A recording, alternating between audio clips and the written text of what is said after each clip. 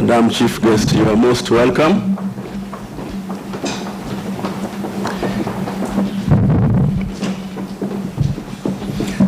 We'll remain standing.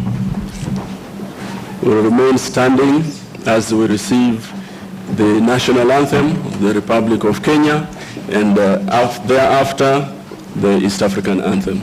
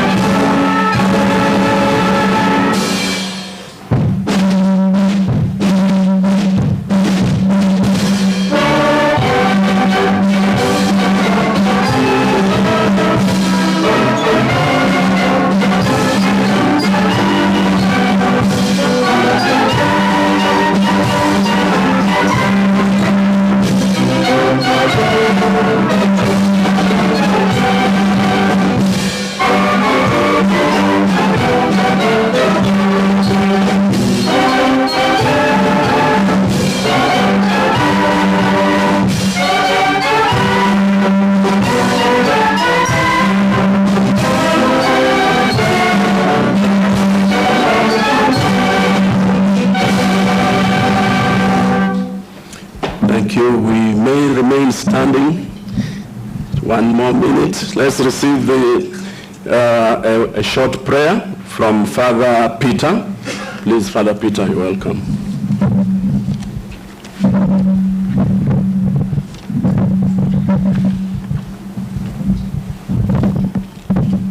Let us pray. In the name of the Father, and of the Son, and of the Holy Spirit. God, our Heavenly Father, we acknowledge with humility your presence amongst us this day and in the days to come during this first African Conference on Health in Detentions.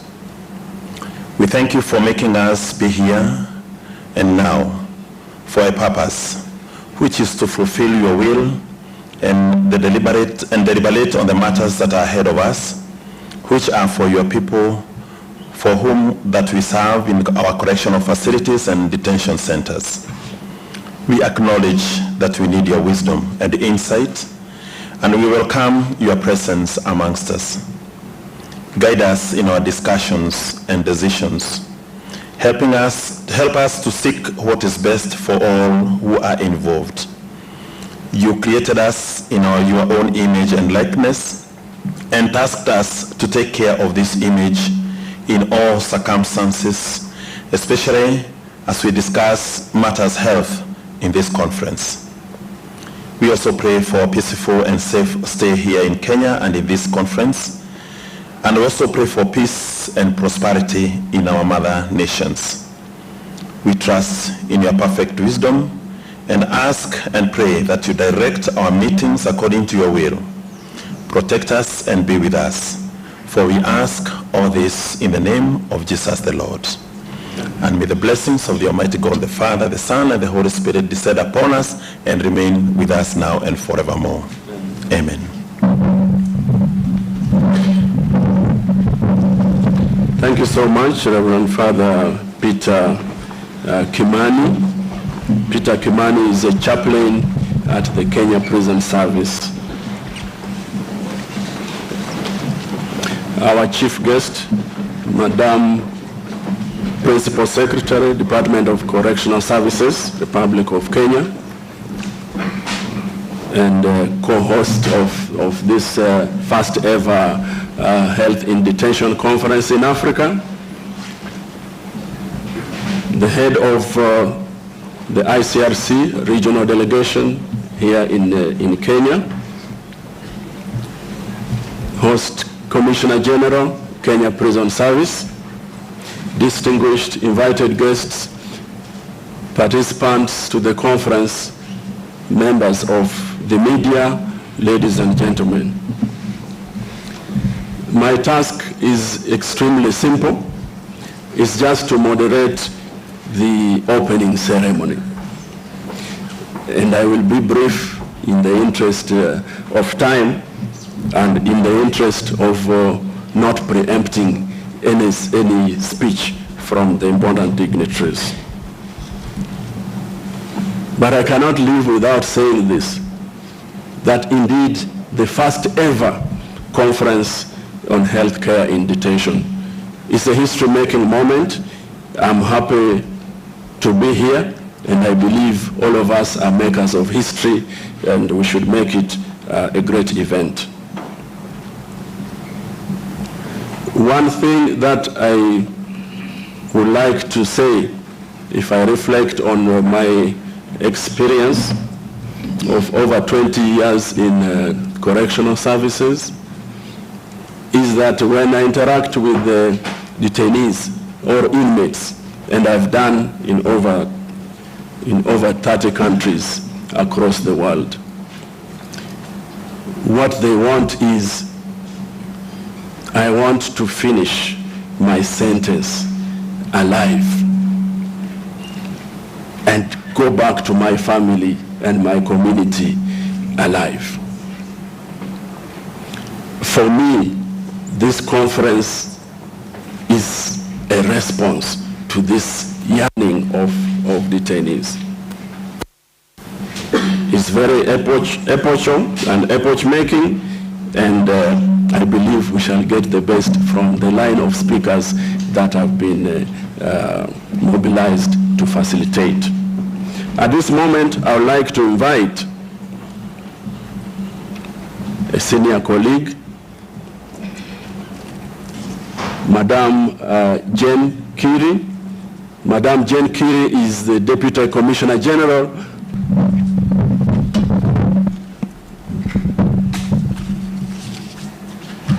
the Principal Secretary, Department for Correctional Services of Kenya, Dr. Salome Biako, ICRC Head of Regional Delegation, Daniel O'Malley, Commissioner General Prisons, Brigadier Retired John Warioba, Commissioner General of Namibia Correctional Services, Raphael Tahafeni, Guest Commissioner Generals and Director Generals of Prisons, Correctional and Penitentiary Services in Africa, Director Generals of Public Health Services in Africa, heads of departments and other senior government officials represented from Kenya, representatives of universities, international national organizations active in detention work, delegates from prisons, ICRC delegates, other distinguished invited guests, ladies and gentlemen, all protocols observed, good morning. My name is Jane Kiri, Deputy Commissioner General of Prisons, and it is my pleasure this morning to welcome each and every one of you to this momentous conference. To our esteemed guests from the region, I also extend a warm karibu to Kenya and East Africa as a whole. I also welcome you to the vibrant city of Nairobi, and I hope that your stay will be filled with unforgettable experiences. It is also my honor to welcome you to the first ever East African Conference on Health in Detention. This conference is themed, Making the Difference, African Solutions to Improving Health in Detention. This event is organized by ICRC, that is the International Committee of the Red Cross, in partnership with other organizations and co-hosted by the State Department for Correctional Services. This conference brings together a diverse group of people, practitioners, researchers, managers, and officials from various African countries, as well as representatives from the Kenyan government ministries responsible for prisons and health, and other esteemed international organizations. We gather here with a shared commitment to address the unique health challenges faced by individuals in detention. I do not want to preempt what will happen in this, whatever, so my remarks will end there. But again, welcome to Nairobi. Feel free to interact these 3 days and bring very, very rich experiences to be able to address health in detention.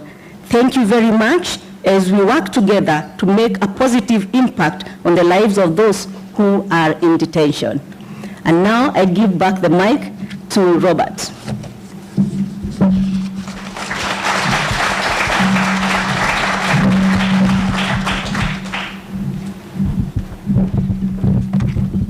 Thank you, DCG Jen.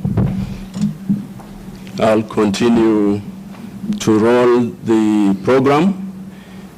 And before I invite the next speaker, allow me, Madam, to present to you the teams and delegations that are here. When I call organization or country, feel free to stand or alternatively to raise your hand for recognition. The African Union, African Commission of Human and People's Rights. Where is Mr. Mauro? He's here represented, he arrived. Benin Penitentiary Agency, Republic of Benin, welcome.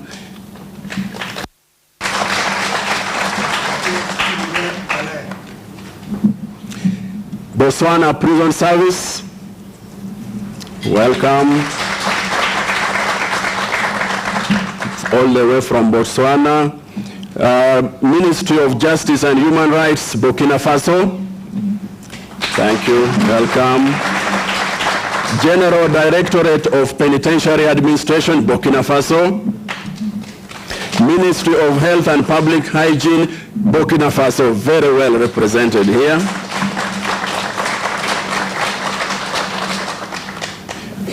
A representative from Health Through Walls from Central African Republic.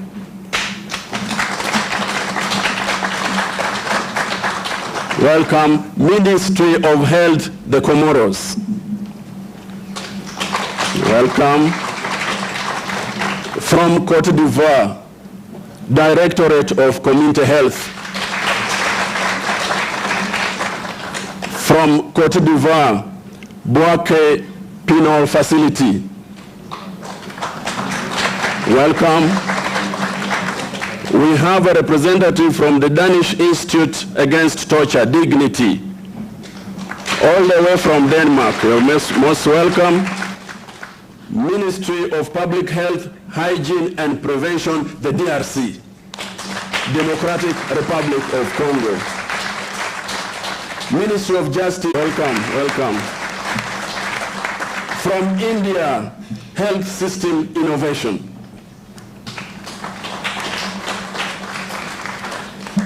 And from The Hague, in Netherlands, International Residual Mechanism for Criminal Tribunals, represented here.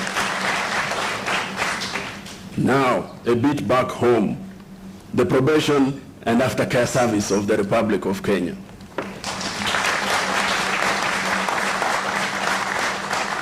Members of the Kenya Prison Service. Very well represented here. Thank you very much.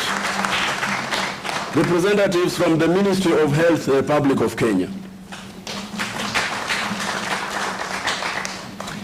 Again from Kenya, NSDCC. We have academics as well. University of Nairobi. Again, Kenya, SDCS.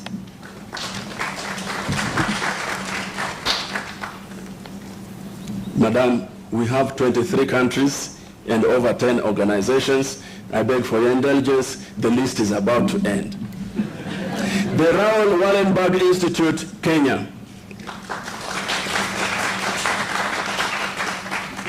Health Through Walls again, this time Malawi. Malawi Prison Service.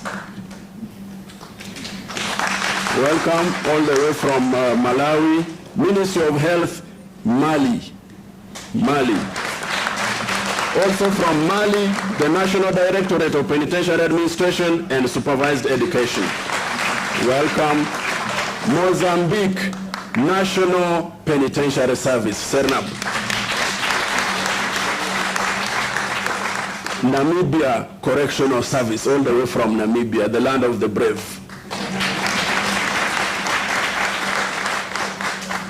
From the Republic of Niger, Ministry of Justice and the Ministry of Public Health, Population and Social Affairs, they are represented here.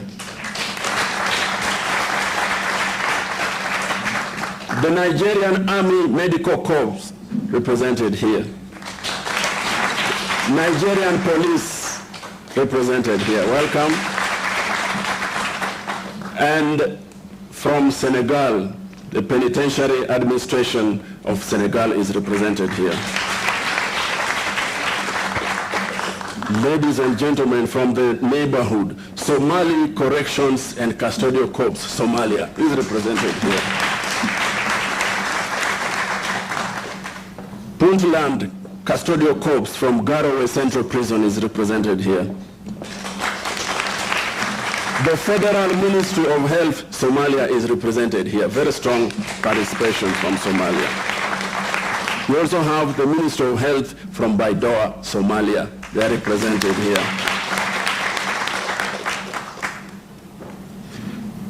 From Somaliland, Custodial Corps of Somaliland, represented here. South Sudanese People's Defense Forces, South Sudan. Ministry of Health, the Chad Republic. Ministry of Justice and Human Rights, the Chad Republic, all represented here. From the neighborhood, Uganda Prison Service, represented here. Welcome, welcome. We have participation from the Emory University Center for the Health of Incarcerated Persons and the Rollins School of Public Health, from the U.S. partnering with CERNAP in Mozambique. You're welcome.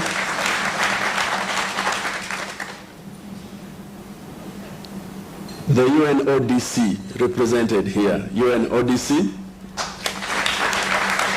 Nice, now you're welcome. Zimbabwe Prisons and Correctional Service. You might realize that I went in alphabetical order.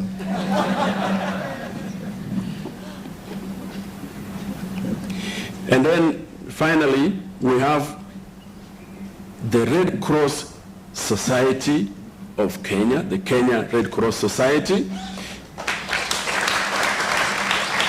And then the International Committee of the Red Cross delegates and officials participating here from Geneva, Kenya, Africa region, Burkina Faso, Cote d'Ivoire, DRC, Mali, Niger, Nigeria, South Sudan, Chad, and Somalia. Welcome, all of you. I might have left out one or two. I will be back. Don't worry. At this moment, allow me to take this opportunity to invite the head of regional delegation of the International Committee of the Red Cross based here in Kenya. Daniel, you're welcome.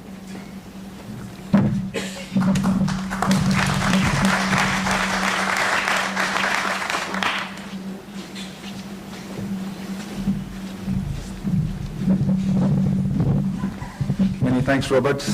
I never thought a list could be so exciting. It's going to be very difficult to keep the level of energy and entertainment after speaking after you, but we'll give it a try. So,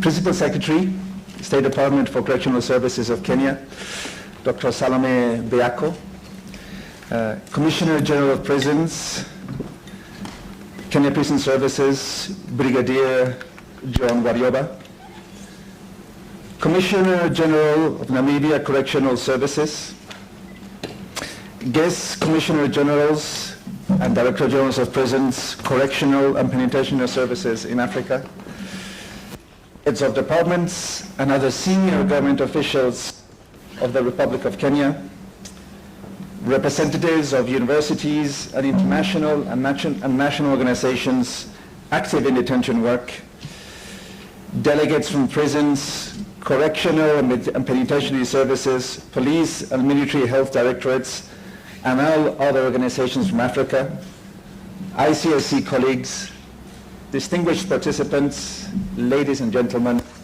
That was a long list also. Very welcome. I am very pleased indeed to join you in the opening ceremony of the first edition of the Africa Conference on Health and Detention, co-hosted by the State Department for Correctional Services and the International Committee of the Red Cross, ICRC. This is an African first, and I commend the work of the Kenyan Correctional Services team, as well as my ICRC colleagues, in partnership with the Kenya Ministry of Health, the KRCS, the Kenyan Red Cross Society, the International Correction and Prison Association, the African Correctional Services Association, and Africa CDC, for the collective efforts of making these 3 days a reality.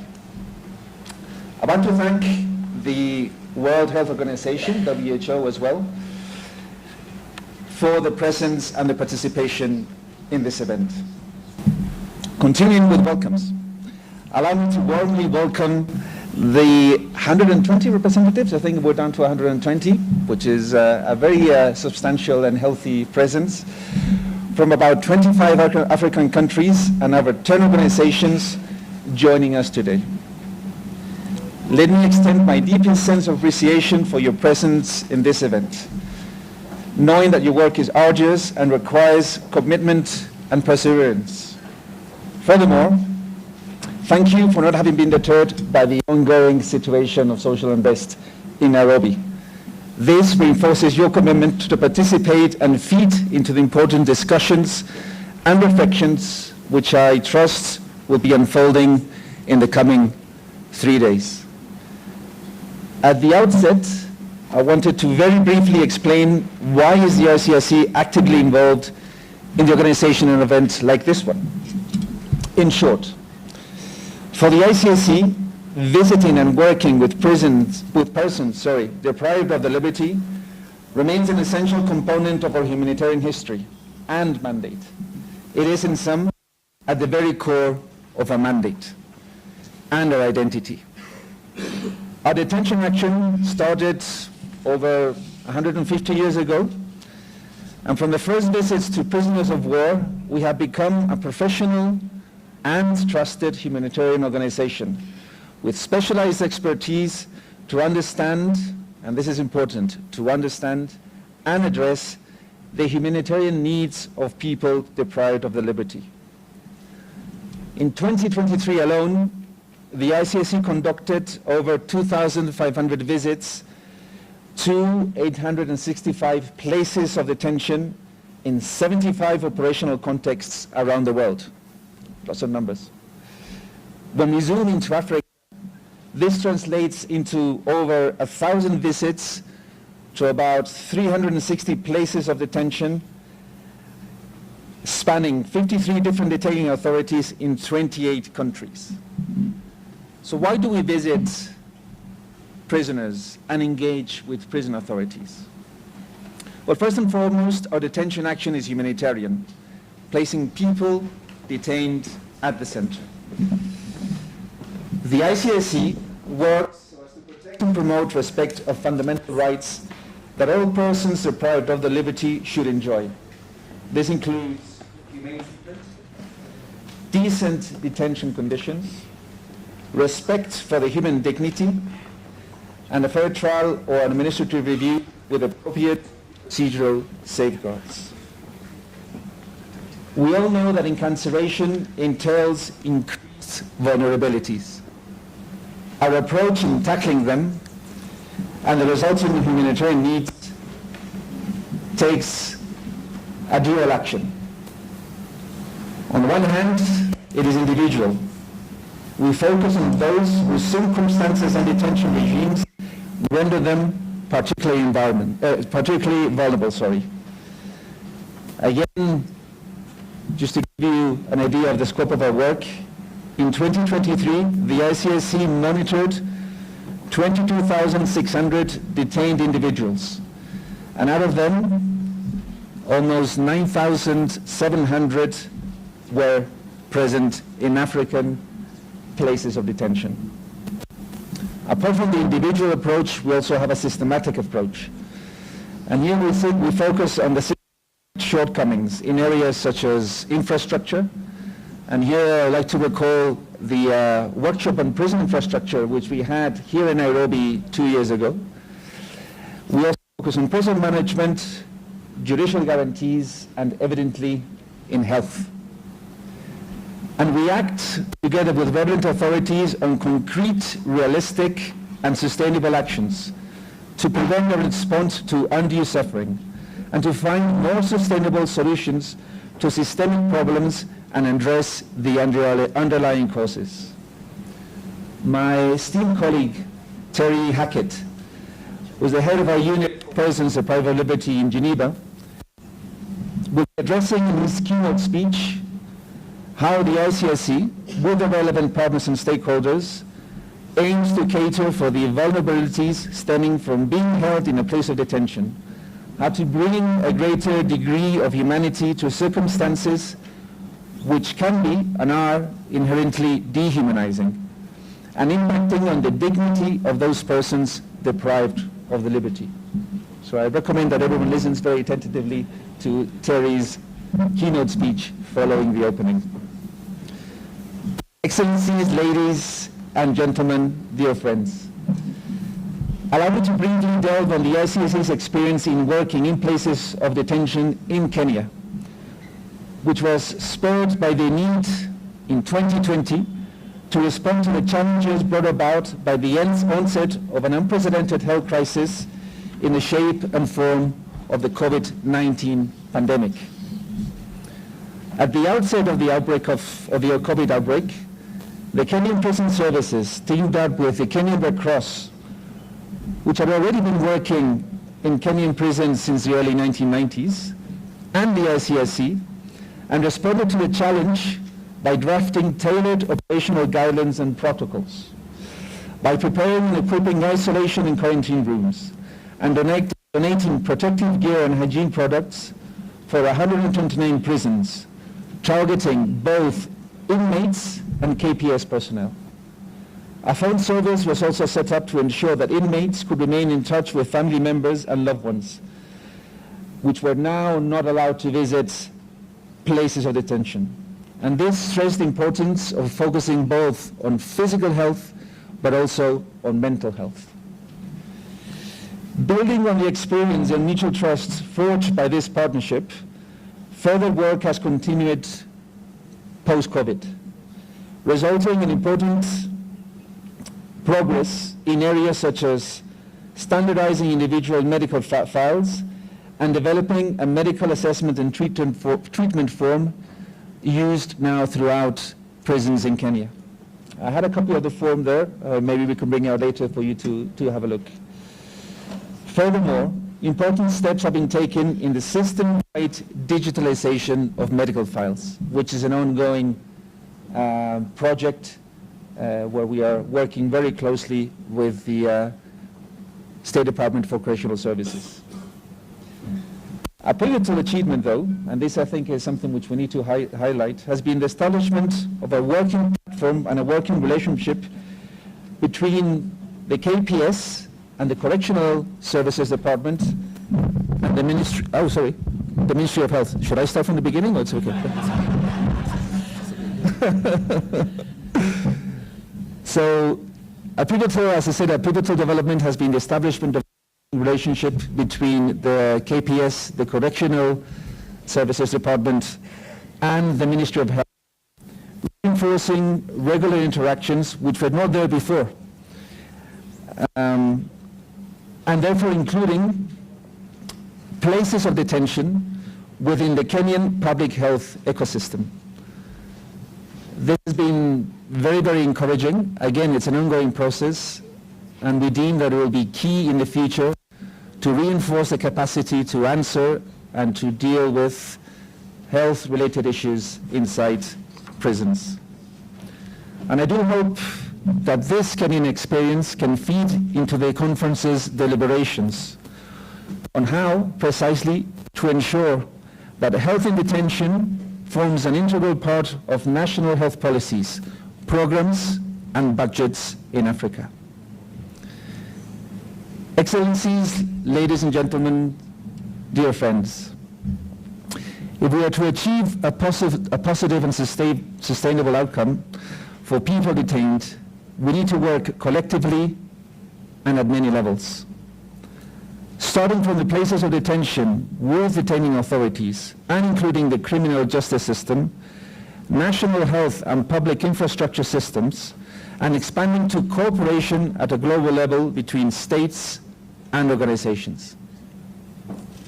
This approach, focusing on addressing the roots of problems and moving away from superficial and quick fixes, requires commitment in the long term. The first African Conference on Health in Detention offers a unique forum for stakeholders to come together with greater complementarity and impact. And I have no doubt of the upcoming fruitful exchanges you will have in the course of these 3 days. At the same time, we must have the courage to raise our voice and ask for political decisions and more equitable health services for those detained. I trust that there will be a clear signal coming out from the first African Conference on Health and Detention. And I only remain to thank you, to wish you all the best, fruitful discussions, and looking forward to the second African Conference on Health and Detention. Thank you very much. Asante sana. And with this, may I pass on the mic, the podium, to Madame Jane, who will continue with the proceedings. Thank you very much.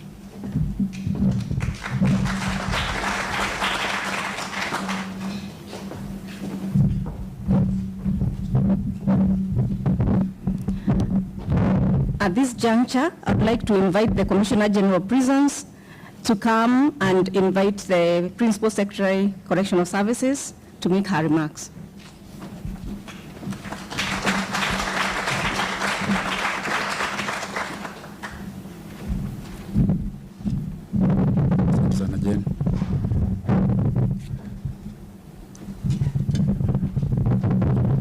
Our chief guest this morning, who is also the Principal Secretary, State Department for Correctional Services, Dr. Salome Biako, the head of delegation of the ICRC, the Red Cross, and the Center for Disease Control, the Conference Secretariat, distinguished delegates, ladies and gentlemen, good morning.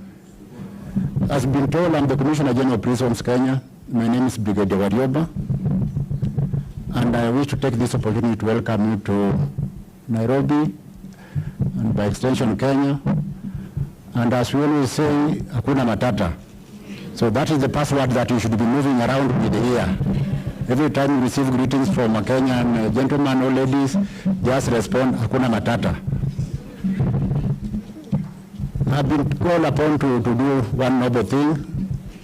I'll be doing a keynote address, so I don't want to spend much time in front of you here. I'll have time to be in front of you. So and the noble thing that I've been called upon to do is to invite our chief guest this morning to give opening remarks so that we can commence the conference. And with that, I wish to invite the Principal Secretary, Dr. Salome Biako, to come and give our opening remarks. Madam PS, please.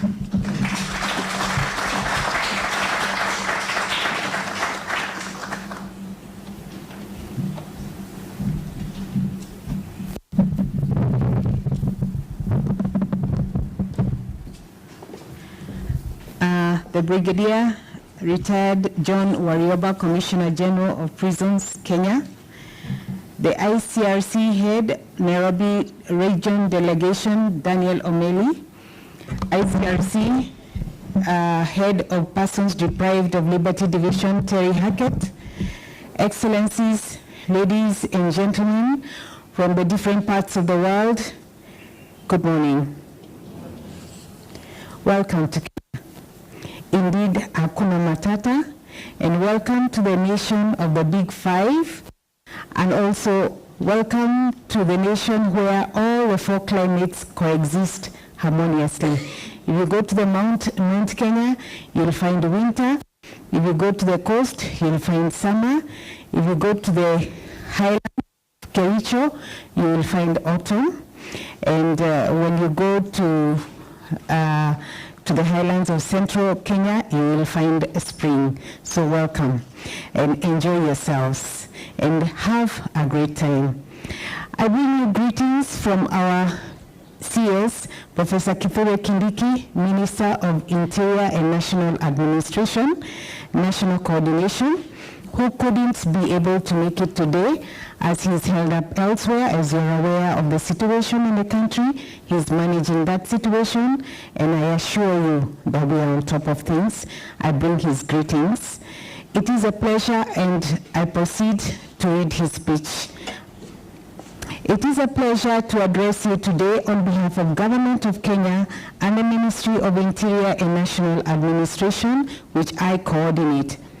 I thank most sincerely the International Committee of the Red Cross and the State Department for Correctional Services for the invitation, and more importantly, for continuing to push for a human rights-based approach to healthcare, including mental health in prisons and other places of deprivation of liberty.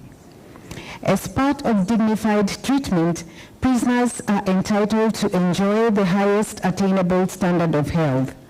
This right is guaranteed under the international law in Article 25 of the United Nations Universal Declaration of Human Rights and Article 12 of the International Covenant on Economic, Social, and Cultural Rights. We therefore have an obligation to implement legislation, policies, and programs consistent with international human rights norms, and to ensure that prisoners are provided with a standard of health care equivalent to that available outside the community. Currently, the healthcare issues for detainees with mental health, among other psychosocial challenges, remain critical, particularly when viewed through the lens of confinement. It is worth mentioning that the government, through the State Department for Correctional Services, has embarked on a journey to revise relevant legislation to establish a new correctional service legal order that will address the challenges related to healthcare services for those in detention. These efforts include adopting measures for legal reform regarding treatment of mental health offenders. The new legal order aims to inspire a new pathway for national laws and policies and to provide practical guidance for execution. It hopes to inspire reform that is firmly grounded in human rights edicts. Excellencies, ladies and gentlemen, the recent crisis of COVID-19 hitting the world at large tested the resilience of our places of detention as well as that of our healthcare systems and mechanisms.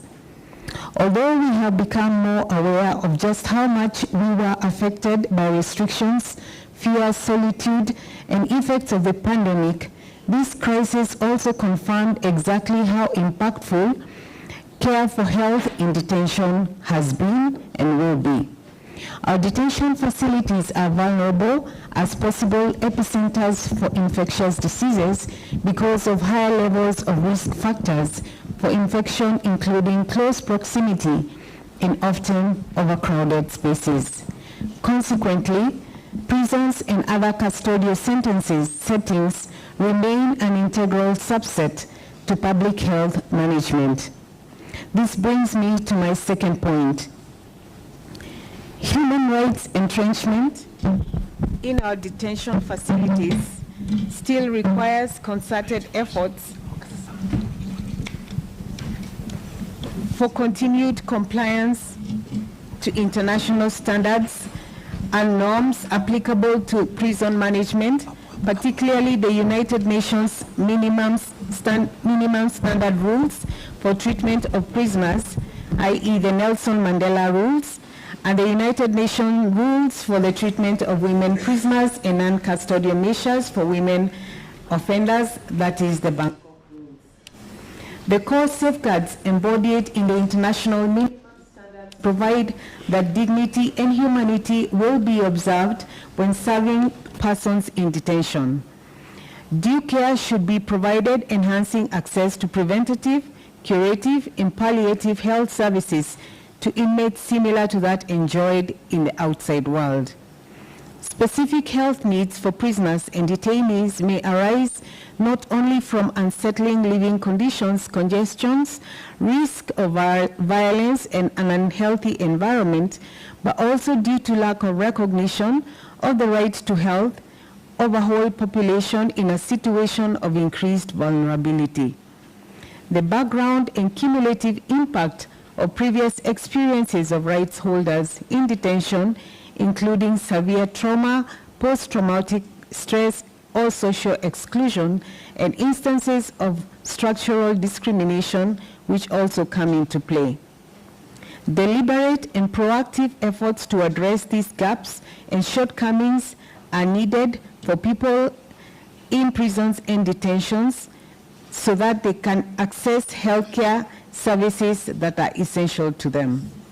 The possible underlying economic and social and cultural factors and circumstances of mental health distress and discrimination need to be given attention to. Dealing effectively with issues surrounding health in detention will require a multi-sectoral engagement based on interagency, collaborative, and coordinated approach. It will need input of men and women, communities, organizations, institutions, companies, as well as government. In conclusion, I wish to state that we have a big task ahead, and therefore it is my belief that the outcome of the deliberations of this conference will truly inspire you to redouble your efforts and our efforts in our respective assignments. Finally, I wish you fruitful deliberations over the next 3 days, and I believe that together we can make a difference. With those few remarks, I wish to declare this first African Conference on Health in Detention officially opened. Thank you.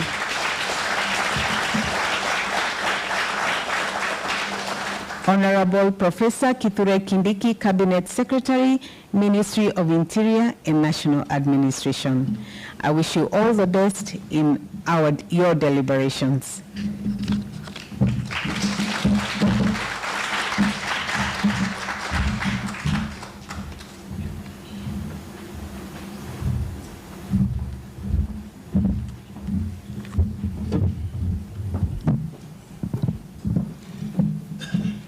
Where I come from, it's said when the big drum has sounded, the small ones don't sound again. But allow me just to pass a vote of thanks to you, Madam, for setting aside time from your busy schedule to come and grace this wonderful and historic conference with your presence, and for the really insightful speech that you have ably delivered. As I said at the beginning, those men say, I want to finish my sentence alive and go home alive. I say men because it is me and you men who are the majority in the prisons. Over 95% of the prison population across the world, including in Kenya, are men. So women are the very few. And if they are not healthy, they will not listen to your direction. They will not listen to your reformation program. They will not listen to anything. So this makes this conference extremely important and fundamental for prisons, corrections, and penitentiary services. I know that our chief guest is extremely busy, And I would like to say that at your own time, Madam, you are free to take leave. And in the meantime, we'll continue with the conference. We thank you once again. A round of applause again for our chief guest.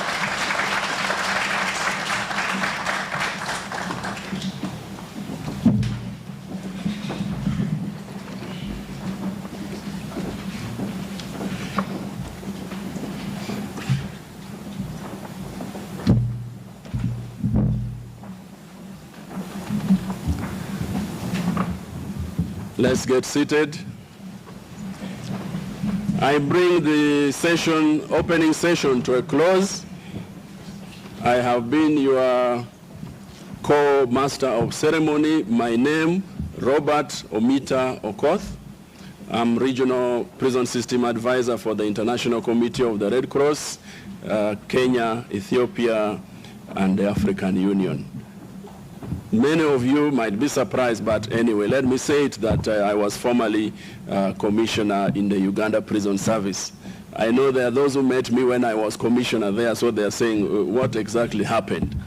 Yeah, but here I am, and we are still in the same business, so hakuna shida.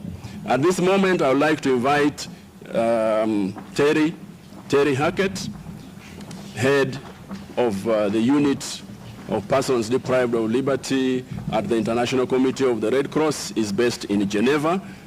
Terry, you are welcome. Thank you.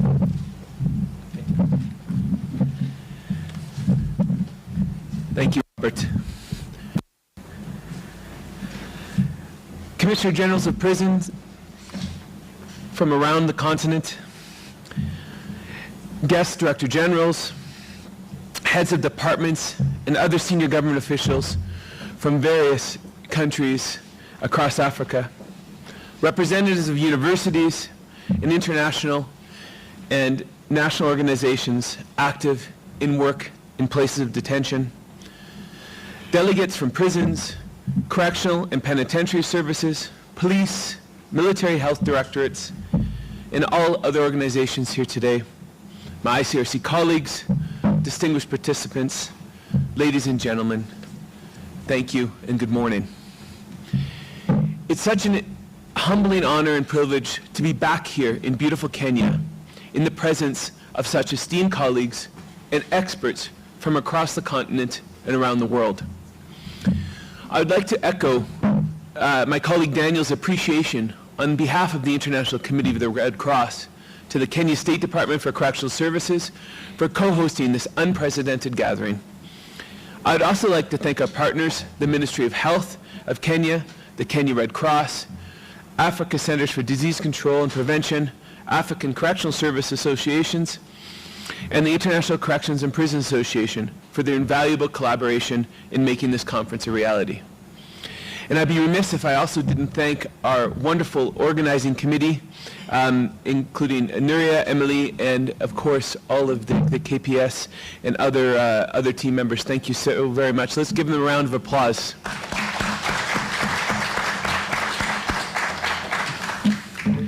Now, the title of my presentation today is Towards Humane Detention, Enabling the Right to Health. From the perspective of the International Committee of the Red Cross, incarcerating people can never truly be humane, as being deprived of liberty is not the normal state for human beings. But the conditions of detention and the way people are treated during their time in custody can make detention more or less humane across a continuum. Further, although the right to health is generally recognized as a critical foundation of humane treatment, it must be enabled if it is to occur. Now, the 1948 Constitution of the World Health Organization defines health as not merely the absence of disease, but a state of complete physical, mental, and social well-being. Let me repeat that. Health is not merely the absence of disease, but a state of complete physical, mental, and social well-being. Now, when we apply that WHO definition of health to a place of detention, we bring in additional complexity to an already complicated situation when it comes to enabling the right to health for people deprived of liberty. As a former prison director, and having now visited prisons in over 30 countries around the world, I have witnessed the countless barriers that people deprived of liberty face each and every day in terms of when it comes to enabling their right to health to be respected and fulfilled. I know the challenges that you, as detaining authorities, health professionals, members of civil society, face also on a daily basis in your struggle to enable this right to health in your respective countries. It is indeed not an easy task. That is why we firmly believe that if we're to enable the right to health for the persons deprived of liberty, a principled approach, one that goes beyond essential aspects of qualified medical practitioners, proper clinics, and sufficient medicine that we usually equate to health. A principled approach that goes beyond that is urgently required. Today, I'd briefly like to propose 5 key principles that, if applied, can be critical enablers to the right to health for those that have been detained. Now first, we must reject the dehumanization of people deprived of liberty. People who have been detained must be seen just as that, people. Not a number, not the enemy, not a convict, but rather fellow human beings who are very vulnerable. Vulnerable to the environment in which they have been imprisoned, and vulnerable to a variety of physical and mental health issues that combine to undermine dignity and humanity. The ICRC is extremely concerned with the trend of dehumanization of persons deprived of liberty that we are witnessing around the world, an issue that goes far beyond the continent. A trend that needs to be urgently countered in order to enable the right to health and protect the dignity and humanity of those that have been detained. It is much easier to subject a person to ill treatment or torture, deny them access to services, or cut them off from their loved ones when a person or a group of people are dehumanized. Now, to realize the WHO definition of health in a place of detention, the humanity of people deprived of liberty must not only be preserved, but strengthened. This requires the narrative on detention to move away from the rhetoric that contributes to dehumanization. This obviously goes far beyond our remit here today. But practically, we, when I say we, all of us, each and every one of us in this room, can demonstrate leadership in countering this trend by listening to people who have been detained or incarcerated. It is only from hearing from those who have experienced it firsthand that we can fully understand the potential or real impact of incarceration on the dignity and humanity of persons deprived of liberty, and then tailor an appropriate response to those needs. In fact, this was a key recommendation that came out of the first World Health Conference in Detention held by the ICRC in Geneva in 2022. World experts, many of you who are here in the room today who were also with us in Geneva, made it very clear that the voice of persons deprived of liberty must be included throughout the cycle of any health project or initiative within a place of detention. Hearing the voice and acting on the insights of people deprived of liberty is a critical safeguard in ensuring the dignity and humanity of those within places of detention is not only preserved, but again, strengthened. Secondly, do no harm. By this, we mean that the prison environment should not add to the suffering that is already inherent in the act of incarceration. As a basic foundation, living conditions must respect human dignity and preserve the physical and psychological integrity of people deprived of liberty and prison staff.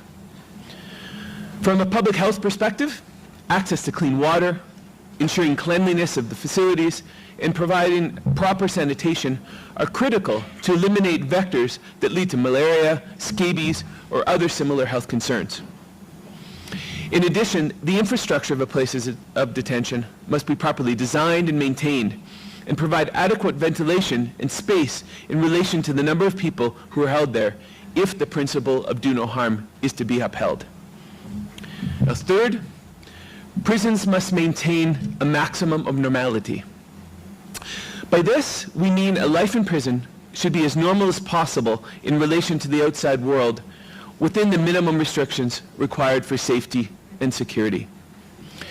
With the ICRC visits places of detention around the world, far too often, people deprived of liberty spend long hours in overcrowded spaces and are subject to overly restrictive regimes. Their access to the outdoors or exercise activities is often limited. The lack of opportunities means that life inside is more about passing time rather than engaging meaningfully and constructively with the ultimate goal of preparing a successful return to the community.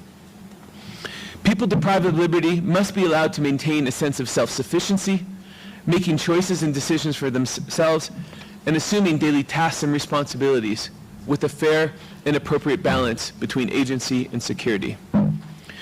This means being able to go about their everyday life in prison and engage in activities such as cooking a meal or contributing to health promotion initiatives that recreates routines similar to that in the community and the outside world.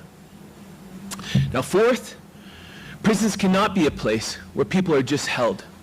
They must promote health and personal growth through a positive and healthy living environment as much as possible. Again, recommendations from the First World Conference on Health and Detention support the application of this principle. As prison health is public health, the recommendations stress the right to access free, comprehensive physical and mental health care of a quality equivalent to that provided to the general public. The experts, again, many of you here in the room today, also insisted on the continuum of care and the needs to implement effective coordination between healthcare in prisons and community health care services outside the walls. The need for initial medical screenings and assessments which contribute to identifying exposure to torture or ill treatment prior to arriving to a place of detention was also highlighted as essential. Additionally, and as a key enabler, it was clear that effective health in detention requires quality human resources as well as the allocation of sufficient and a dedicated budget. I'm looking forward to our session later today where in the conference where we will collectively take stock and dive into more detail on the progress that has been made in relation to the recommendations from the First World Health Conference in Geneva in relation to what has been done here in your context in Africa. And finally, the final principle is that it is essential that persons deprived of liberty and the institutions they are held in maintain strong connections with society. This includes critical connections to family and loved ones, but also to community groups and agencies who are an essential part of reintegration. Now, research has shown that regular family contact, face-to-face family contact, for people deprived of liberty not only reduces their isolation, but also has positive impact on their mental and physical health. Further, maintaining contact with family helps people reintegrate back into their communities once they are released. Also, we need to remember that governments and detaining authorities cannot do all this alone. The role of international organizations, non-governmental organizations, many of the groups that are here in the room today are critical because we need to effectively partner in relation to delivering and supporting various programs, including health, in places of detention. Now, to the International Committee of the Red Cross, these 5 principles that I outlined today are essential elements of enabling the right to health in line with the WHO definition that I shared earlier. But as you know, these principles aren't new. They're highlighted in international instruments such as the Nelson Mandela Rules, the Bangkok Rules. They're in mission statements of prison departments. They're in the recommendations that we had from 2022. They are elements and words that we're very much familiar with. But in all too many cases, they're just that. They're words. And they don't translate into practice. The act of enabling the right to health care must be action-oriented, intentional, and deliberate. It will never happen on its own. We must move from words to action, and do it urgently. Each one of us here today must continuously take an active role in enabling the right to health if there's to be any progress towards humane detention. And if you find yourself thinking, these principles are optional or they're nice to have, please remember this. When we take away dignity from a person, no matter who they are, intentionally or unintentionally, everyone loses. The individual, their family and friends, prison staff, and society in general. However, when we restore or preserve an individual's dignity, we all gain. We gain that in which binds us together, our humanity. Thank you very much for your attention, and I wish you a very good conference.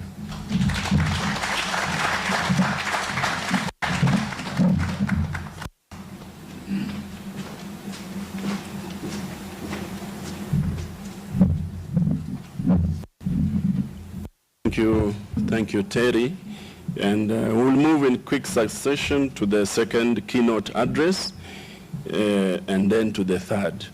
The second keynote address is on working towards stronger health systems in detention, and it will be presented by Madame Sabiha Qureshi from the Regional Emergency Preparedness and Response Hub, World Health Organization, Regional Office for East and Southern Africa. Madame Qureshi, you are welcome.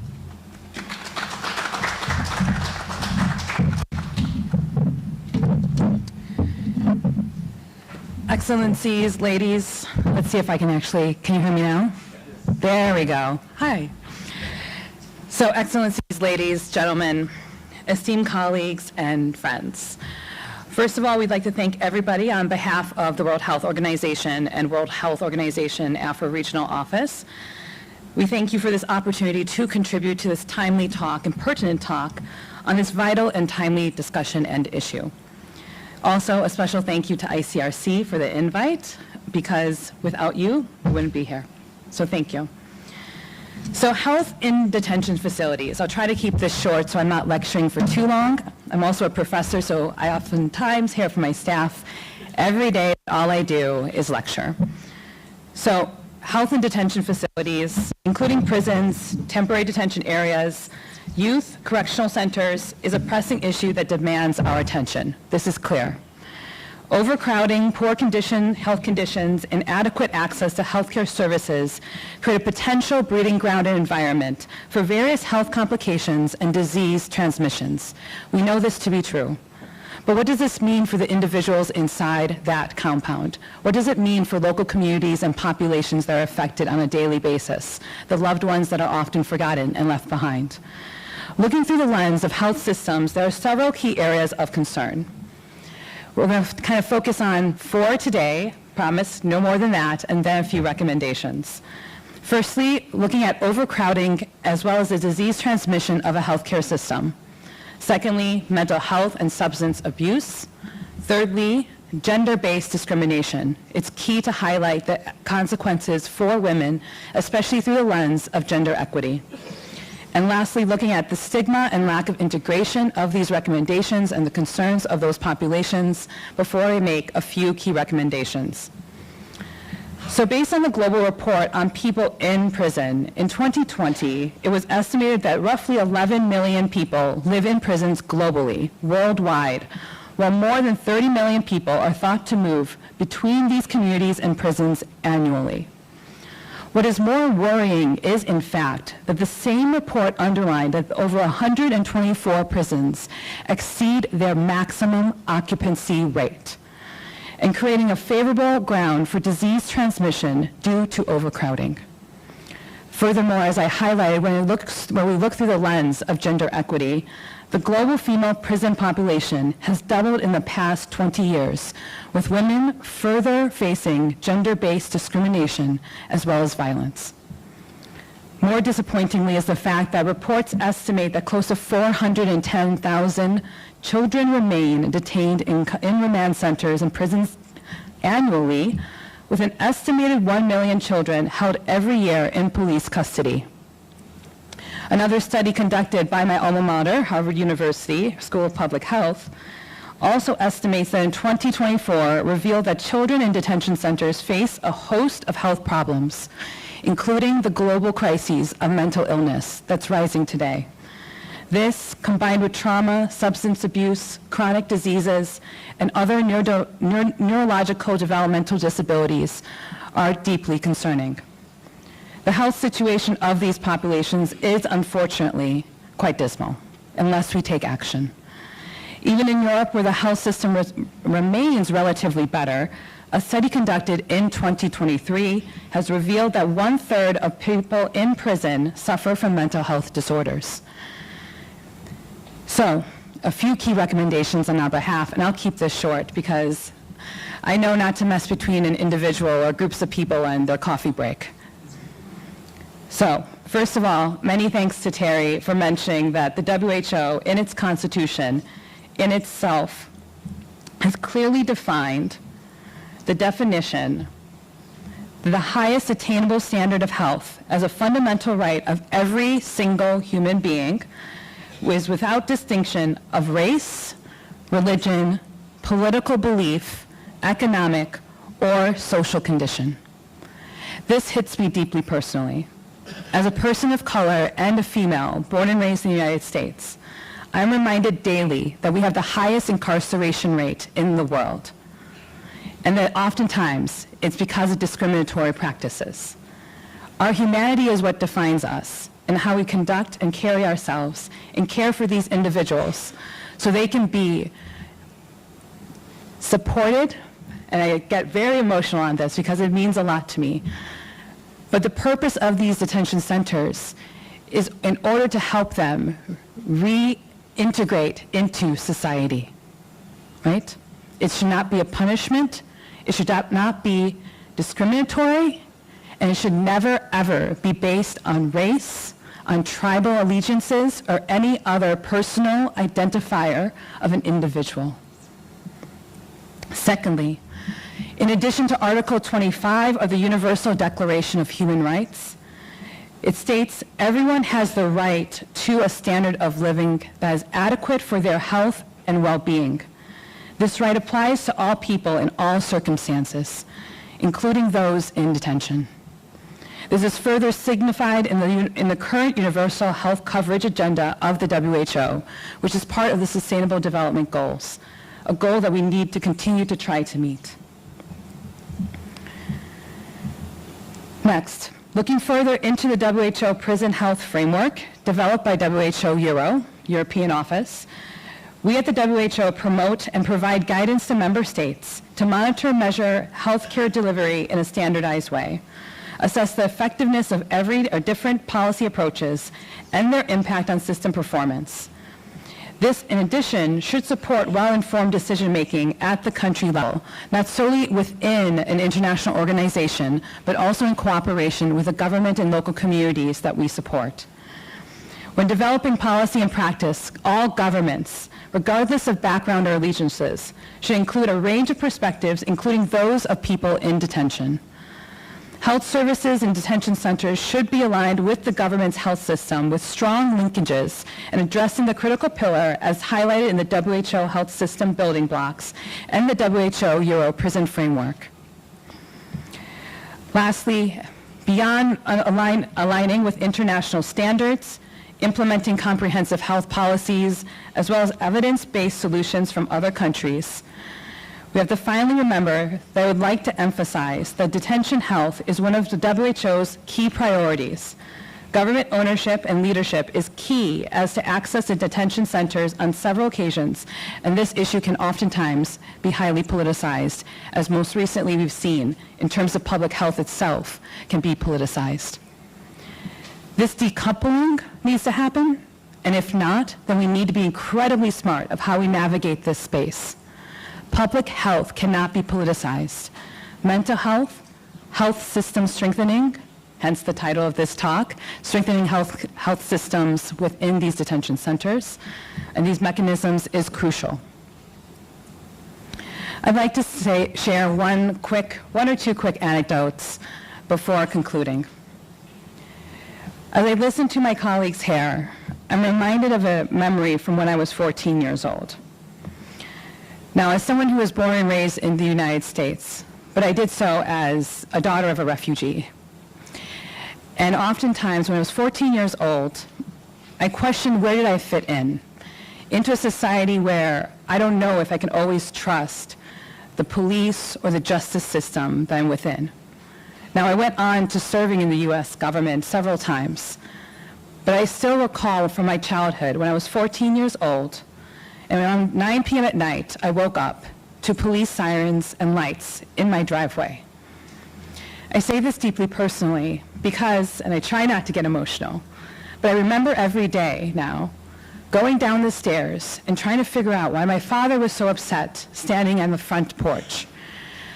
My older brother, who was driving home, we call it, there's driving while black in the United States, but there's also driving while Muslim. And my brother had been pulled over by police in our driveway. We confronted the police officers, and they continued to threaten not just my brother, but me as a 14-year-old, as well as my father, who was a professor at a local university. Every day, I still feel my heartbeat race. Because I think about the consequences that could have happened if my brother were incarcerated, simply for being of our background. It's strange today because 20 years later, my brother has served as, he was recently the general counsel of the NAACP Legal Defense Fund in the United States, working on fighting against recidivism rates, working on making sure that there is a pathway to freedom for those that are actually in detention centers. And now he serves as the 3rd U.S. federal judge of Muslim background and the first one of our descent. It's amazing what could have happened to his life, the course of his life, if he had gone to jail and held the fate of so many people, and within the United States, so many innocent people that should be a part of our broader society. No individual should be punished for one experience in their life. It shouldn't dictate their future. The second anecdote that I'm going to personally share is that about 20 years ago, in my mid-20s, I look younger than I am, in case you've picked up on this. My first trip to South Africa was to go to Robben Island and to see Nelson Mandela's jail cell. I say this because I'm someone who's deeply empathetic, and I feel I have to be able to envision what it's like to be another human being. And I still remember standing in his jail cell that was barely 4 feet by 3 feet, and putting myself in his feet and trying to imagine living there for 27 years. The other thing what I realized is standing in his jail cell, I was 27 years old at the time. And I tried to imagine what my life would have been like to spend my entire life in that jail cell. Lastly, as I close my talks and stop sharing personal anecdotes like I'm Barack Obama or something,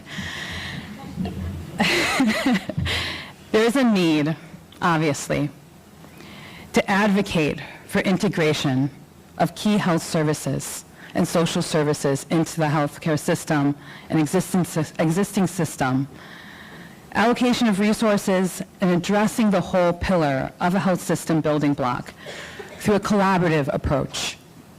Collaborative meaning in terms of across sectors, in terms of across organizations, in terms of working with governments and different communities and marginalized communities. This is key. Coming out of the COVID-19 pandemic, we've seen a very us versus them, a rise of certain types of authoritarian states. We've seen almost the fact that our humanness has been I can't say on the rise because it's been decreasing. How do we uphold our human rights and healthcare rights, not just for this population, but for all of society? In public health, we oftentimes say the status of the most vulnerable part of society, the most vulnerable population, is an indicator for how the rest of us are doing, right? So looking at this, improving the health systems in detention centers requires a collaborative approach involving all policymakers, healthcare professionals, human rights advocates, and international organizations like WHO and ICRC. by implementing comprehensive health policies, aligning with these key international standards and commitments, and adopting evidence-based solutions. We can ensure that detainees receive the health care they deserve and ultimately improve public health outcomes for all. Thank you very much. Thank you, colleagues. Have a wonderful time.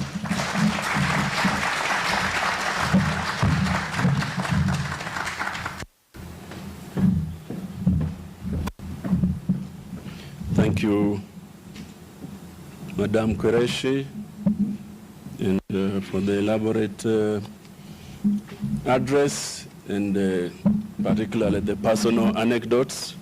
I think they are very moving. And it's telling that actually many people in places of detention are innocent. And also, those that are guilty are there. In spite of that, they remain human beings, and their dignity and humanity has to be respected.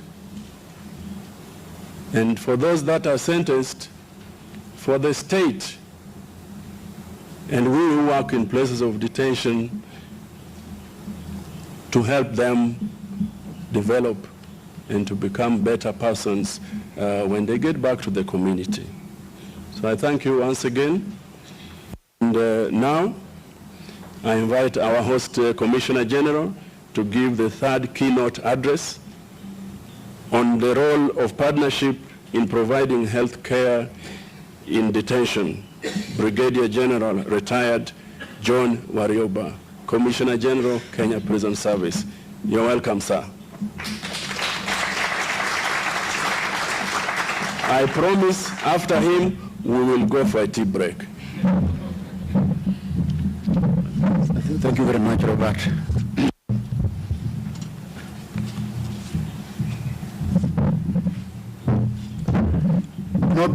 Before I joined the military, I was a teacher.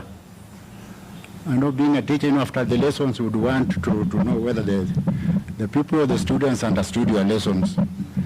So I had given a password there when I came to welcome the PS to speak and open the conference. So I want to give a test to see whether we are with it. Hakuna? Very good. You are good students. That indicates that we are up to the conference. Ladies and gentlemen, it is my great honor and a privilege to welcome you all to this Premier African Conference on Health in Detention, convened by the International Committee of the Red Cross, where we gather under the theme, Making the Difference, African Solutions to Improving Health in Detention. This theme is not just a call to action, but a testament to our commitment to finding and implementing homegrown solutions that address the unique challenges faced by detention facilities across our continent. Today, we stand united by a common goal: to improve the health and well-being of individuals in detention.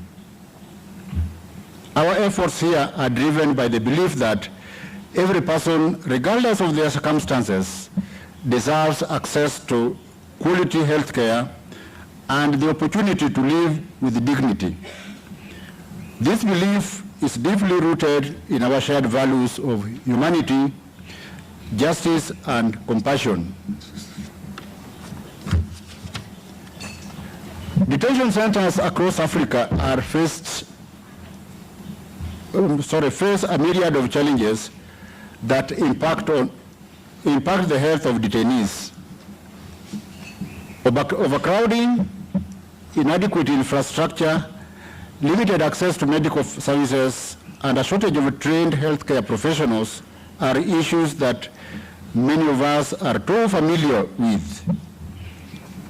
These conditions create environments where infectious diseases, mental health disorders, and chronic illnesses can thrive, often with devastating consequences. Yet, despite these challenges, we have seen incredible resilience and innovation within our communities. It is this resilience and capacity for innovation that we seek to harness and amplify through our discussions and collaborations over the coming days.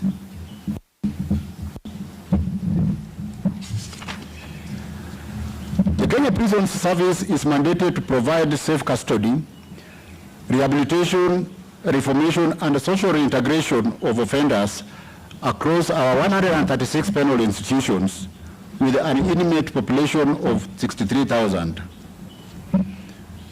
To foster a safe, more humane, and rehabilitative environment, the Kenya Prison Service has implemented an open door policy. This policy has facilitated engagement with both governmental and non-governmental stakeholders across various healthcare initiatives, including HIV and TB prevention and treatment, mental health services, substance abuse programs, COVID-19 mitigation efforts, and the strengthening of health systems. We deeply value the ongoing partnership that have enabled significant progress, enhancing our capacity to fulfill our mandate. Ladies and gentlemen, as we embark on this journey over the next 3 days, let us approach our discussions with an open mind and a collaborative spirit. Let us challenge ourselves to think creatively and act boldly. Let us commit to turning our ideas into actionable plans that will make a real difference in the lives of the detainees. As I conclude, I want to express my deepest gratitude to all of you for your dedication to this cause. Your presence here today is a testament to your commitment to improving health in detention and to ensuring that our solutions are rooted in the unique strengths and values of African communities. Thank you, and I wish you fruitful deliberation in the next 3 days. Hakuna matata.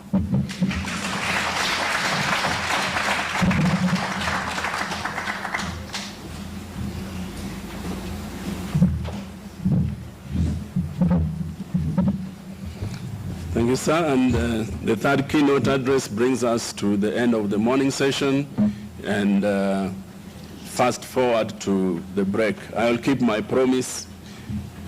Let's now take a break, 30 minutes exactly. The tea is right outside. As you go through the door, you'll not fail to see it. Let's. So today, our distinguished speakers will bring a wealth of knowledge and immense experience, which they will share shortly. We'll also have a question and answer session, which we'll save until the presentations is over. So without further ado, let me welcome our speakers.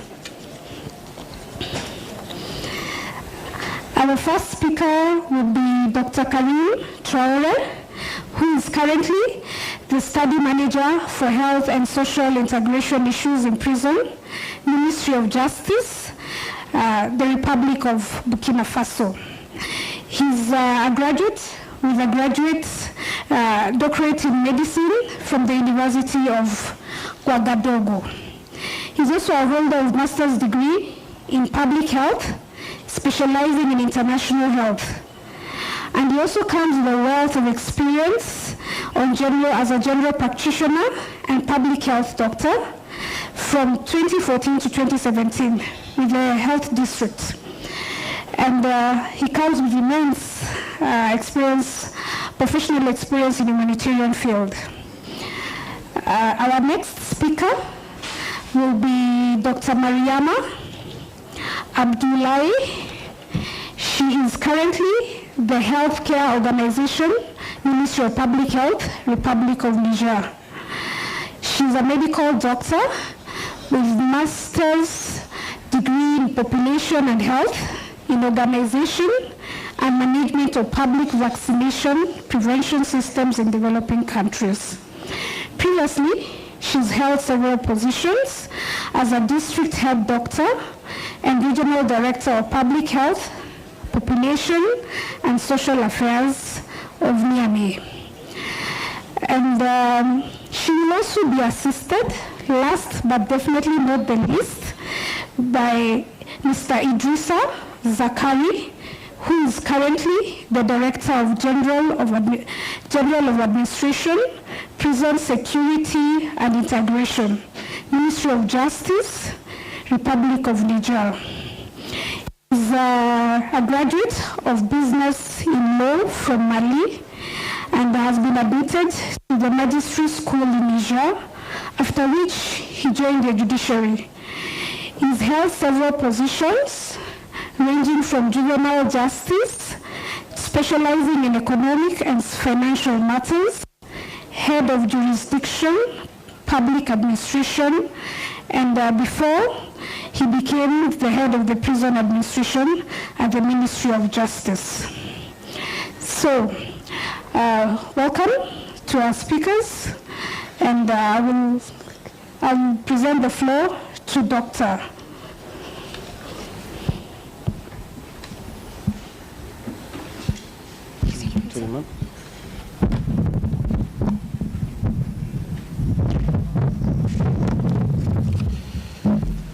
Chers participants à la première conférence africaine sur la santé en détention, je suis le docteur Karim Traoré, je suis du Burkina Faso, je suis médecin de santé publique, je suis le directeur de la santé et de l'action sociale, au niveau de la direction générale de l'administration pénitentiaire du Burkina Faso, qui elle-même est logée au sein du ministère de la Justice. Alors c'est un grand plaisir pour moi de représenter le groupe et de faire la présentation du travail du groupe. C'est un travail de synthèse sur le thème qui est ici affiché, l'intégration de la santé carcérale au Burkina Faso, quels sont les enjeux et les perspectives. Alors, c'est un travail d'équipe. Les membres de mon équipe sont là, à qui je dis bonjour et merci. Donc, tout ce que je vais dire ici ou présenter ici n'est pas personnel. C'est le fruit donc, de la réflexion commune. Alors, pour ce faire, nous allons tenter de suivre le plan suivant. Nous allons tout d'abord présenter des éléments de contexte, ensuite les objectifs et quelle est la méthodologie que nous avons suivie. Quels sont les résultats auxquels nous sommes parvenus et quelles sont les perspectives pour améliorer la santé en détention au Burkina. Et nous allons terminer par une conclusion précédée des quelques limites que nous avons pu observer dans notre travail. Alors, pour les éléments de contexte, pour ceux qui ne connaissent pas le Burkina, voici la carte du Burkina Faso. C'est un joli pays logé au sein de l'Afrique de l'Ouest qui a une superficie de 274 000 km² et au Burkina Faso, plus de 22 millions de belles âmes y vivent. Et la densité de la population est d'environ 80 habitants au km². Et un enfant qui naît au Burkina Faso espère au moins vivre plus de 59 ans avant de mourir. Alors, les éléments de contexte de notre travail, c'est un contexte marqué par de nombreux défis qui minent la santé des détenus. Ce sont des défis en lien avec la gouvernance et le leadership. Ce sont des défis en lien avec le financement de la santé en détention. Ce sont des défis en lien avec l'insuffisance du personnel soignant, en quantité et en qualité. C'est également des défis en lien avec les infrastructures, aussi bien pénitentiaires que sanitaires, pour ne citer que cela. Et la gestion de la santé en détention a pendant longtemps été l'apanage du ministère de la Justice. Il est vrai de reconnaître qu'actuellement les choses sont en train de changer. Le ministère donc, de la Santé est en train d'emboîter le pas, de rentrer dans la danse, mais jusqu'aujourd'hui, majoritairement, les questions de santé sont gérées au niveau du ministère de la Justice. Il y a donc une faible implication du ministère de la Santé et il y a une insuffisance de l'intégration de la santé carcérale dans le système national de santé. Alors, en effet, ce qu'il faut savoir, c'est que les infirmeries des établissements pénitentiaires ne sont pas considérés au même titre que les infirmeries dans la communauté. Donc, ce qui fait que les questions de supervision de la qualité des soins qui sont prodigués dans les infirmeries de prison, la supervision, elle n'est pas régulièrement effectuée par les districts sanitaires.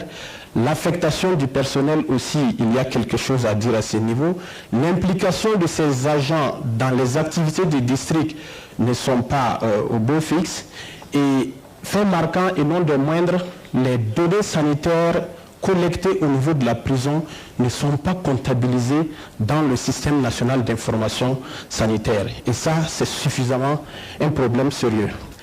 Et c'est au regard donc de toutes ces difficultés et se basant sur les principes internationaux d'intégration et de continuité des soins de santé entre ce qui est fait en prison et ce qui est fait au dehors, au regard des principes internationaux d'équivalence des soins entre ce qui devait être prodigué à l'extérieur en communauté ouverte et à l'intérieur pour les deux, qu'un groupe a été mis en place. Nous avons donc enclenché un processus depuis 2029 avec la mise en place d'un groupe tripartite constitué du ministère de la Justice, du ministère de la Santé et de notre partenaire, le CICR, en vue donc de trouver des solutions durables à même de pouvoir donc résoudre ce problème.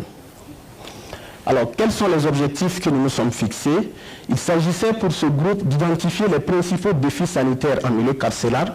Alors, je les ai cités un peu, mais dans le document, nous sommes allés plus en profondeur pour détailler les choses. De parvenir à une intégration effective des soins des détenus dans le système national de santé et de faire un plaidoyer en faveur de l'amélioration continue des soins de santé au profit des détenus. Pour ce qui est de la méthodologie, nous avons mis en place le groupe tripartite, ministère de la Santé, ministère de la Justice et le CICR. Nous avons également organisé des visites terrain des membres de ce groupe. Comme c'est un groupe élargi, il fallait faire donc des visites d'immersion parce qu'il y a certains acteurs qui ne connaissent pas la prison. Donc il fallait aller avec tout le groupe dans les prisons, visiter les prisons, toucher du bout du doigt les réalités, et ça pourrait donc faire, ça pourra donc créer, ça pourrait permettre que les gens soient suffisamment sensibilisés et sensibles pour des actions de changement dans le milieu. Parce que s'ils ne connaissent pas la réalité, il est souvent difficile d'expliquer. Do not know the reality. There is something that's difficult. So we did some visits and we also came up with some recommendation. It is not just about seeing something, visiting and taking, being aware of a situation without coming up with some proposals. So there are some recommendations that we formulated at all levels, a strategic level, and we had to monitor them. It is not about coming up with recommendations. We have to follow them, we have to monitor their implementation. So in terms of results of this framework of work, we created some consultation framework. This is effective with the various actors that I talked about earlier on, Ministry of Health, Ministry of Justice and the ICRC. And within this group we have another a small group which is the operational group, which is the operational working group, and we organized the first meetings of the working group. This meeting took place in March and the second meeting is going to be very soon, and there is also another meeting of the restricted committee that took place after the first meeting, and the effectiveness of the visit on the ground, they started even before the first meeting.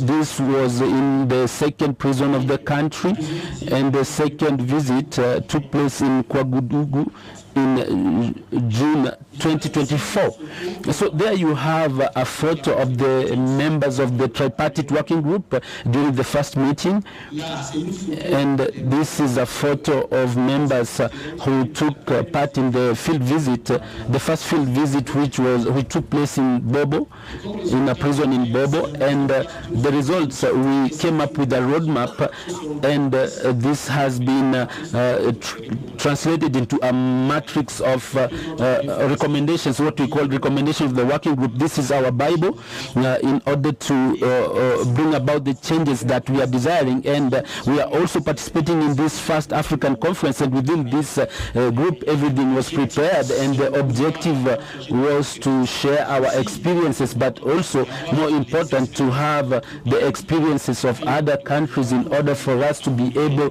to continuously improve on our work and bring about the change that we are desiring.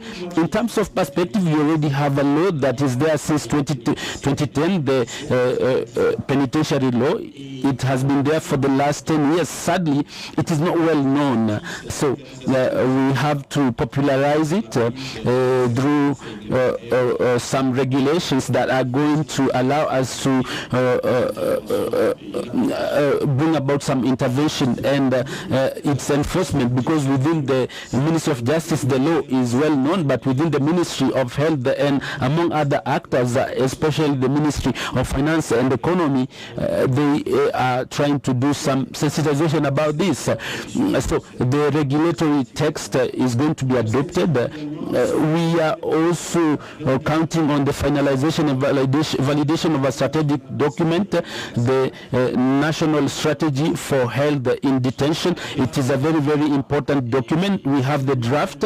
We already have the draft. It has been validated for the first time, but it has to be finalized, including the amendments proposed by various actors, and then it is going to be validated and then enforced. The issues that are limiting our work is some insecurity and instability within our country, because we cannot go everywhere we want in our country. There are also some security issues, which mean that sometimes it is difficult to go very fast as we would wish to do it, because people move and other people come in. You have to explain everything afresh, and so this is a little bit obstructing our work. There are also some budgetary issues. Up to now, the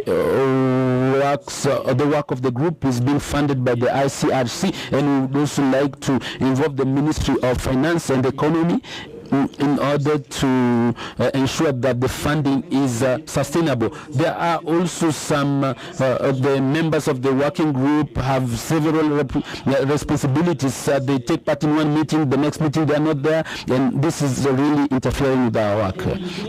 In conclusion, what you have to note is that we have a database, we have some basis. This is the political will and commitment among workers. The authorities are really happy, and they desire the work, that the results that we are going to do as a tripartite group, and there is also support by the ICRC. We have to recognize this, as I said it earlier on, because this is going to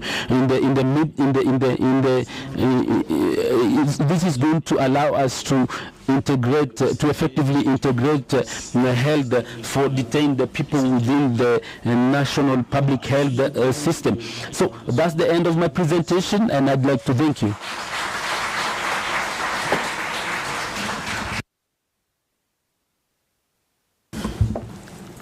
Thank you very much. Merci beaucoup, Dr Karim.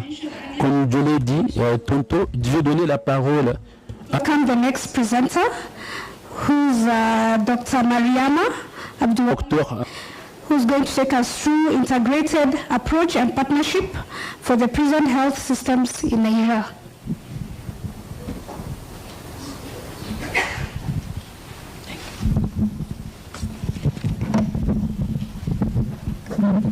Bonjour, je suis Dr Abdoulaye Mariama. Je suis la directrice de l'organisation des soins au ministère de la Santé publique de la population. Within the Ministry of Health, the work that I'm presenting is is group work from Niger.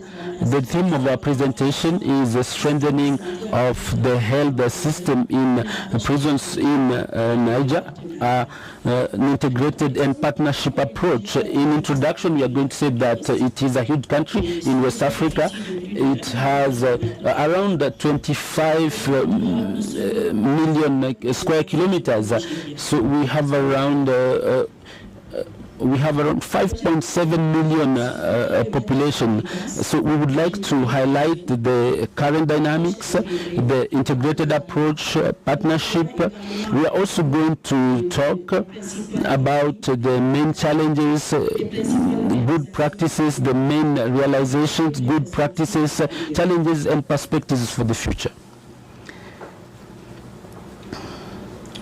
In terms of the context, in governance, the system in prison is the responsibility of the ministries, including the Ministry of Health, Public Health, Ministry of Justice, and Ministry of the Interior, and this is since 2018. In terms of funding, the national budget takes care of health in prison. And this is free for detained people. We also have support from technical and financial partners such as ICRC and other international organizations such as UNICEF. In terms of health personnel, they are under the Ministry of the Interior. This is a double function for this ministry because this health personnel are also police, and this could lead to challenges in terms of quality and mobility of this personnel. In terms of personnel, we are supported by some partners, and there is continuous training for personnel. In terms of infrastructure, Niger has 41 penitentiary establishments and 33 have some functional clinics. In 2023, this penitentiary institutes had 14,000 detained people, which goes beyond the normal capacity, which is around maybe 10,000, around 10,000 detained people in terms of capacity. So the main realizations when it comes to health in prison and its improvement, we have had some progress. We have talked about it earlier on. There is an internal ministerial committee which has had some decree which has been signed by the Ministry of Health and the Ministry of Justice, which allowed us to strengthen coordination of efforts and to have a global, holistic approach.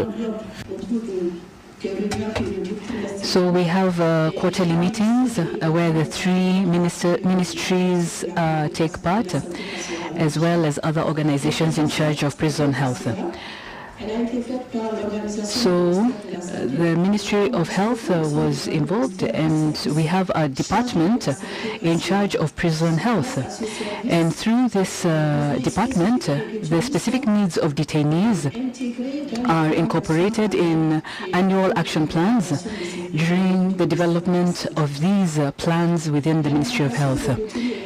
The feeding of detainees is one of the topics, and we have roundtables on nutrition for these detainees, which are carried out, and this we find out in the 8 regions of Niger.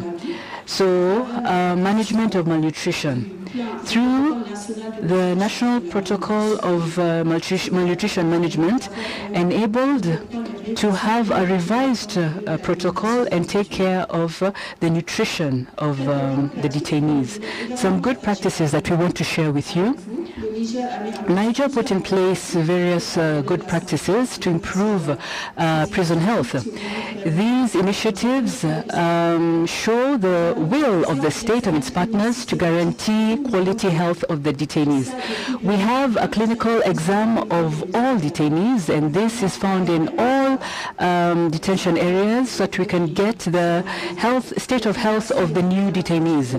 The integration of vertical programs is another good practice that enable to take account of various programs for the management of diseases such as TB, HIV, and malaria in these detention areas. The integration of health data in the DHIS2 platform is a good practice that enabled us within the Ministry of Health to better monitor the information on the health of the detainees. The improvement of feeding or nutrition within the detention places, the detainees can be able to grow their own food and improve their nutrition. Promotion of hygiene is another good practice through the implementation of focal points in these penitentiary institutions that ensure the monitoring and supervision and hygiene within these penitentiary institutions. The use of local foods for feeding the detainees, which enabled to fight against malnutrition and improve the nutrition status of the detainees. All of these good practices do not exclude the fact that there are some challenges when it comes to the health in detention. The first challenge is the availability of resources, whether it be human resources or others. So the human resources are the responsibility of the Ministry of Interior, and there is this challenge of keeping these people on site. Sometimes they can move to other regions, and this can be a challenge. There's also a challenge of financial resources and material resources within these penitentiary institutions when it comes to the improvement of the health status of detainees. There's also the dilapidation of these establishments. These penitential institutions are often overcrowded, and this has an impact on the health of the detainees. The security challenges. We all know that we have a huge security challenge, and so there's this problem of overcrowding of these penitentiary institutions and a huge challenge when it comes to the health. Judicial slowness also has an impact on the overcrowding of these penitential institutions, which also touches on the health status of the detainees and also a problem of terrorism. We have some prospects. Niger wants to improve the health, the prison health system and guarantee quality health care to the detainees.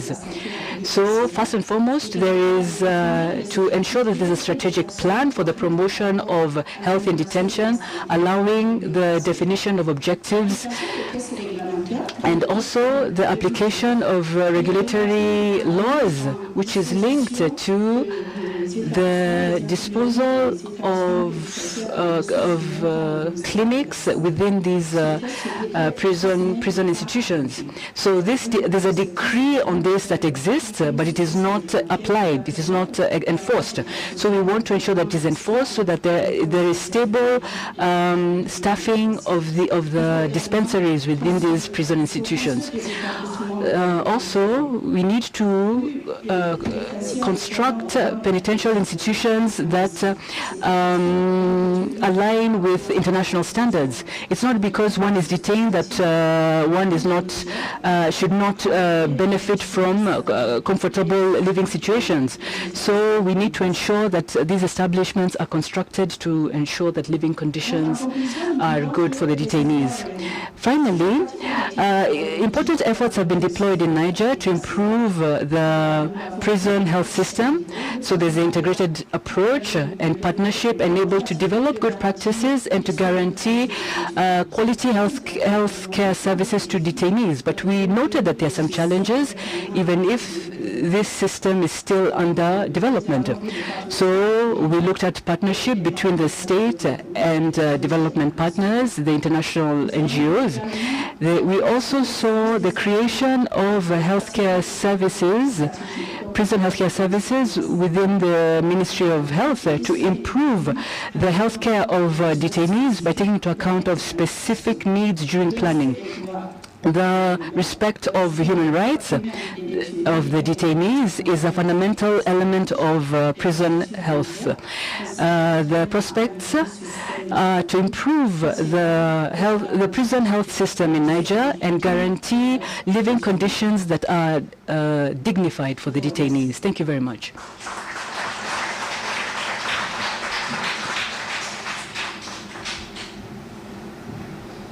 Thank you very much, Dr. Mariama, for that insightful presentation on systemic integrated approach in Niger. Like I earlier mentioned, Mr. Idrissa Zakari is going to assist Dr. Mariama during the question and answer session.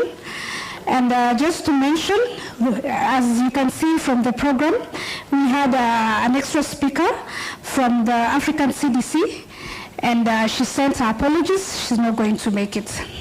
So now we get into the question and answer session, and I would welcome, if you have a question, just raise your hand, and there'll be somebody going around with a mic, and we'll bring the mic over to you, and you can as well even direct the question specifically to the presenter who wants to answer your question. Thank you.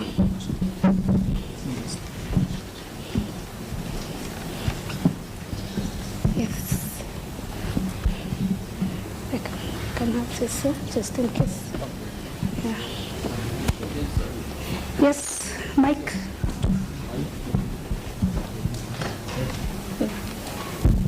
Ok, je commence.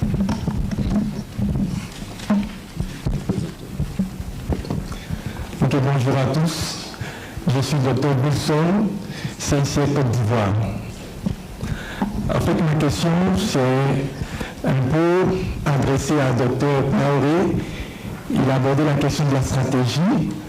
Je voulais savoir quelles sont les grandes lignes concernant cette stratégie-là, parce que en Côte d'Ivoire, nous, on essaie de mettre en place cette stratégie-là aussi. Et donc, ça pourra nous aider à mieux planifier. Donc, je voulais savoir un peu les grandes lignes. Voici ma question. Merci.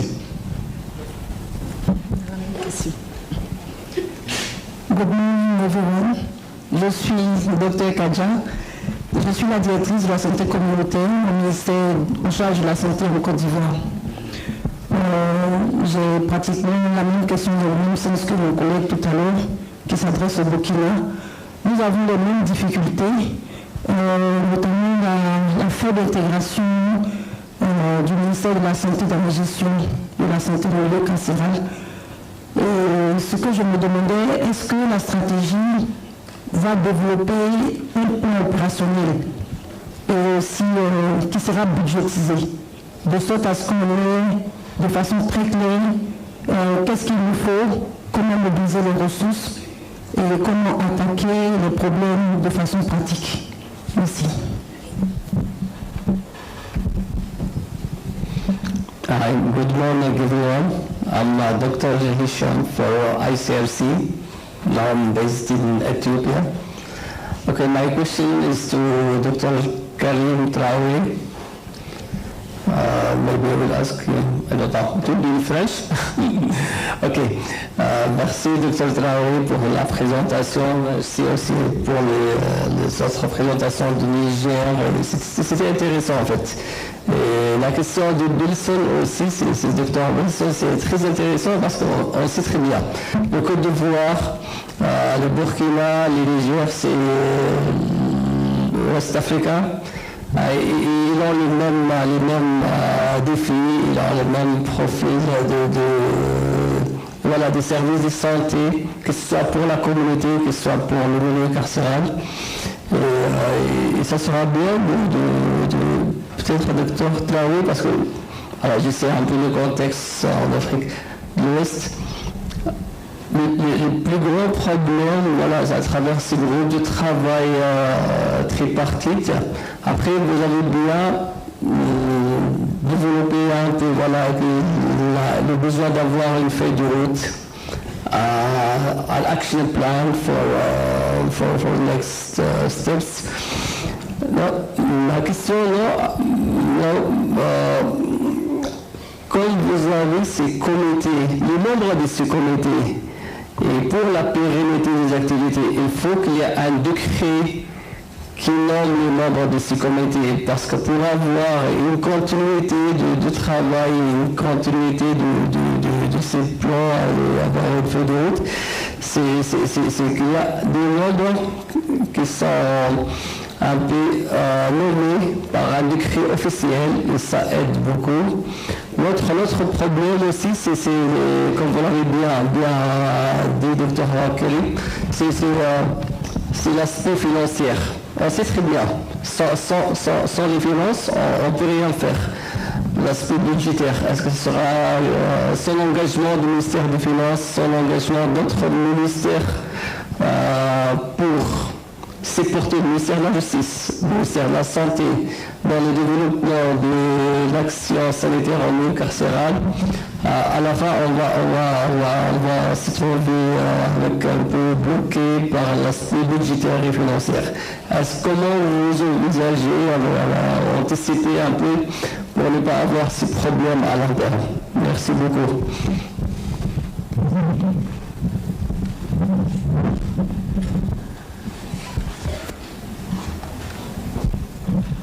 Thank you so much.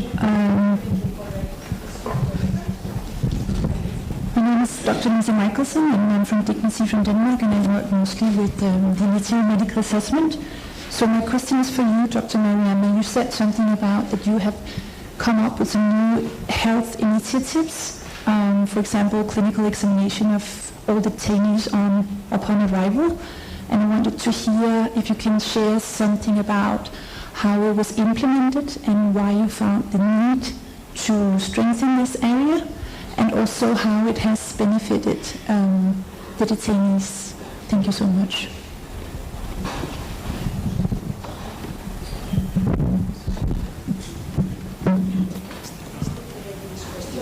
Let's take already these questions and then we have time. Okay. So we have two questions. We have questions directed to two speakers. Dr. Karim, there was questions on outlining on how Côte d'Ivoire. There are two questions from Côte d'Ivoire on how this integrated approach with the Ministry of Health and the strategy can work for them. And how do you sustain the budget? And also, there's also a question to you in regards to the West African region, which have similar challenges, and how is the sustainability of the appointment of the members of the committee, of the tripartite committee, and also sustainability when it comes to budget and funding. Then we can have Dr. Trolley to take up those questions. Ok, merci aux différents intervenants qui ont fait des commentaires et des questions. Alors, je vais essayer de donner quelques éléments de réponse à ma disposition. Comme je l'ai dit, c'est un travail de groupe. Nous avons ici certains membres qui pourraient aussi ajouter quelque chose. Alors, par rapport à la première question de Dr. Wilson, à propos de la stratégie nationale, quelles sont les grandes lignes? Les grandes lignes ne sont pas autre chose que celle basée sur les différents problèmes identifiés. C'est un problème de gouvernance et de leadership. Governance and leadership challenges. So one of the main elements is the clarification of governance and leadership when it comes to healthcare in detention. Like WHO has said very well, the governance and leadership of health systems needs to be the responsibility of the Ministry of Health. They are the ones who can have a technical eye on this, to be able to do supervision, ensure that quality of health services are in conformity with what is acceptable nationally. So governance and leadership. So the second point is funding. So once the plan is adopted and validated, there will be activities that will be carried out, through the state budget, and other activities that will be taken in the responsibility of partners. The partners that finance the health sector are many. So some activities will be financed by the budget of the state and others will be financed by partners. Then there's a point on the development of health installations. There's a point on the development capacity building of healthcare workers. So there'll be an element focusing on that particular challenge. There'll also be a point relating to the promotion of healthcare activities. We know that the aspects of prevention, the aspects of transmission, the aspects of health promotion will be dealt with in a major way by this plan. So that's what I can say. I don't know if my colleagues have anything to add, because like I say, the draft exists. It has been pre-validated. There are some amendments that were proposed by various actors. So we want to take into account these amendments and move on to the final validation. And these activities will be carried out mainly by the Ministry of Health, together supported by the Ministry of Justice, because these establishments are managed by the Ministry of Justice. Secondly, the question is, will there be an operational plan and a budget attached to this plan? This is a strategic plan. Initially, it's supposed to last 3 years. We hope that we'll be able to finalize it before the end of this year, 2024, and start the implementation thereafter. And every year, there will be an operational plan based on this strategic plan with budgetary precisions so as to be able to move towards implementation. The second question, I didn't get the name of the doctor. Dr. Richard. Oh, Isham, sorry, Dr. Isham. So this is a very relevant comment, very important, and you're completely right. And the setup of a decree is part of our roadmap. In one of the recommendations of the roadmap proposed by some actors is to ensure that this committee is adopted or is taken into account by a decree that appoints the members of this working group to enable that the members can work comfortably. The financing aspects, you mentioned them. How do we envision so as to not to have any financial challenges? So once the plan is adopted, the mobilization of funds, there will be activities linked to this. Like I said, there will be funding by the state and also funding by the partners. Thank you. Thank you, Dr. Karim, for answering those questions. So the next question was directed to Dr. Mariama, and it was more towards the health initiatives that Niger has done, especially the one with the examination upon arrivals for inmates. So the question was more on how is it implemented and what are the gains made after you have rolled out that initiative. Thank you. Ok, merci. Merci en tout cas à CICR et Danemark pour l'intérêt et aux autres pour l'intérêt porté à notre présentation. Et par rapport à l'examen clinique, il faut se dire que l'approche intégrée n'est pas seulement au niveau stratégique. L'approche intégrée est au niveau opérationnel aussi. Donc les structures sanitaires au niveau opérationnel tiennent compte des infirmeries, des établissements pénitentiaires comme des centres de santé. Ils sont intégrés, ils sont suivis par ces structures au niveau opérationnel. Donc au tout début, c'est les nouveaux arrivés, si je peux le dire. The newcomers, the new detainees do not get systematic clinical exams. It's only when they're sick that they are referred to the hospitals or to health centers for healthcare. We realize that many of them come with contagious diseases that they're incubating. So they need to be detected. These diseases need to be detected early so as not to spread to the prison population. And that is where the health system said that through the support of many partners, we need to put in place the clinical exam within these prison dispensaries so as to be able to detect contagious diseases and be able to manage these diseases as quickly as possible. So there is the systematic exam that is done, and there's a system that we put in place, which is to have doctors, instead of moving the prisoners, they go 2 to 3 times a week to these prisons, and these are people who leave their health centers to get into the prison dispensaries. And the healthcare workers are very mobile, and when we build their capacities, they are able to move into the prisons to carry out clinical exams for these detainees about 2 or 3 times a week. And this led to some very good results, since we realized that since 2020 and until 2023, the rate of clinical exams moved from 80% to 95%. So there are 95% of these detainees which benefit from these clinical exams. Thank you for your question. Thank you, Dr. Mariama.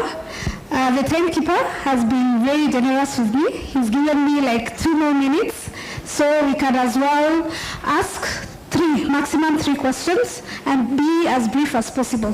Thank you. Okay, thank you. Thank you for all these insightful presentations. This is Dr. Elias Saad, ICRC detention doctor.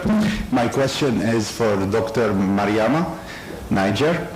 You have tackled in your presentation the integrated approaches and partnership between different bodies, including the private sector, not necessarily the government, and these actors could be local NGOs and other, I would say, development and humanitarian actors as well. For that, I would like just to hear some concrete, if possible, concrete examples of these partnerships between the humanitarian and the development sector that have benefited the health impact on the detainees. And thank you.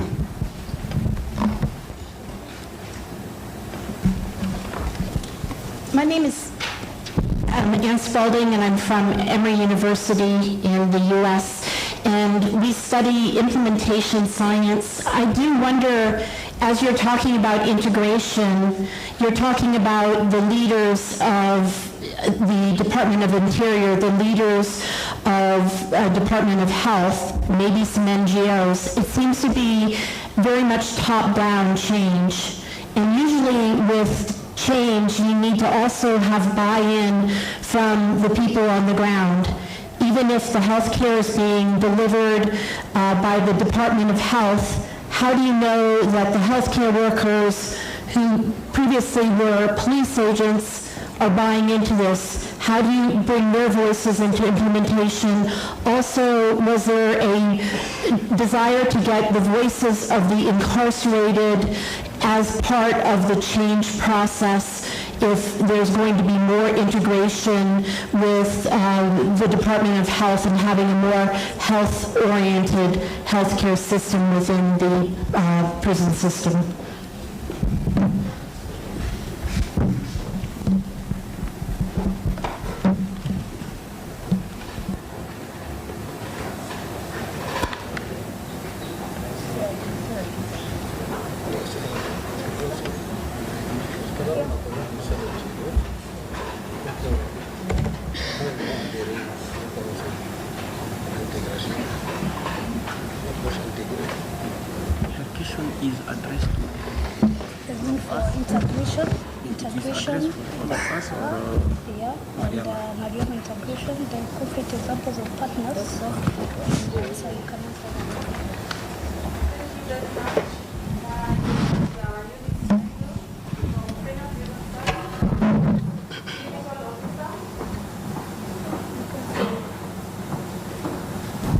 Thank you very much. I'm Eunice Wendo from Kenya Prison Service, a clinical officer. So my question goes to Dr. Mariam. You talked about integration and strengthening of health systems. And you said that you are working with health professionals who are also officers. My question is, how are you handling the dual loyalty? And also, how is there, because if you are working with a health professional who is overworked, already serving as an officer and also as a health provider, so how are you motivating them in terms of career progression and also just making sure they offer the services as per the ministry's guidelines? Thank you. Okay. I think we've had enough. The timekeeper is very on point, sir. I think so we can pick up other questions during the break. So I will direct the questions to the question on the concrete examples of partners to Dr. Karim, and Dr. Mariam will answer the other two questions on integrated, mostly the top-down approach, and how the voices of the detainees are brought into the picture, and also handling dual loyalty and burnout and motivation of prison healthcare workers. Thank you.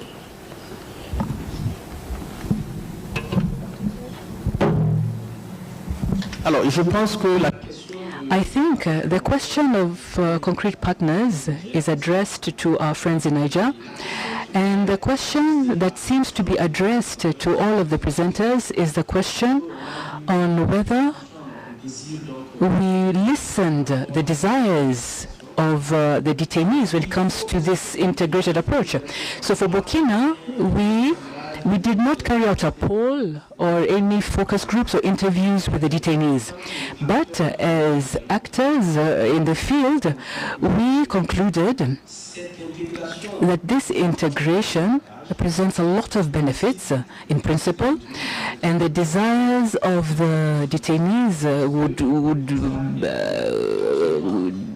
obviously accept this, because the idea is to have enough healthcare workers, and when detainees go for consultations and they cannot access a doctor or a nurse, their health needs are not satisfied. So to resolve this healthcare personnel challenge can only be favorably appreciated by the detainees. There are also other implications. The career management of the healthcare workers would also be dealt with, because a lot of complaints from these healthcare workers, and this will be taken care of by the integration. So we did not carry out any poll or any survey, but we believe that it would be favorable because there are a lot of advantages, a lot of benefits which will fall upon the detainees. Thank you for the interest once again on our presentation. The first question was the integration, the concrete examples of this integrated approach and partnership approach. When you look at the first page, there was a dispensary, which is a concrete example of a partnership. This is the Agadez dispensary that was constructed by ICRC. So this is an example, a concrete example of partnership. ICRC also rehabilitated the dispensary of Niamey,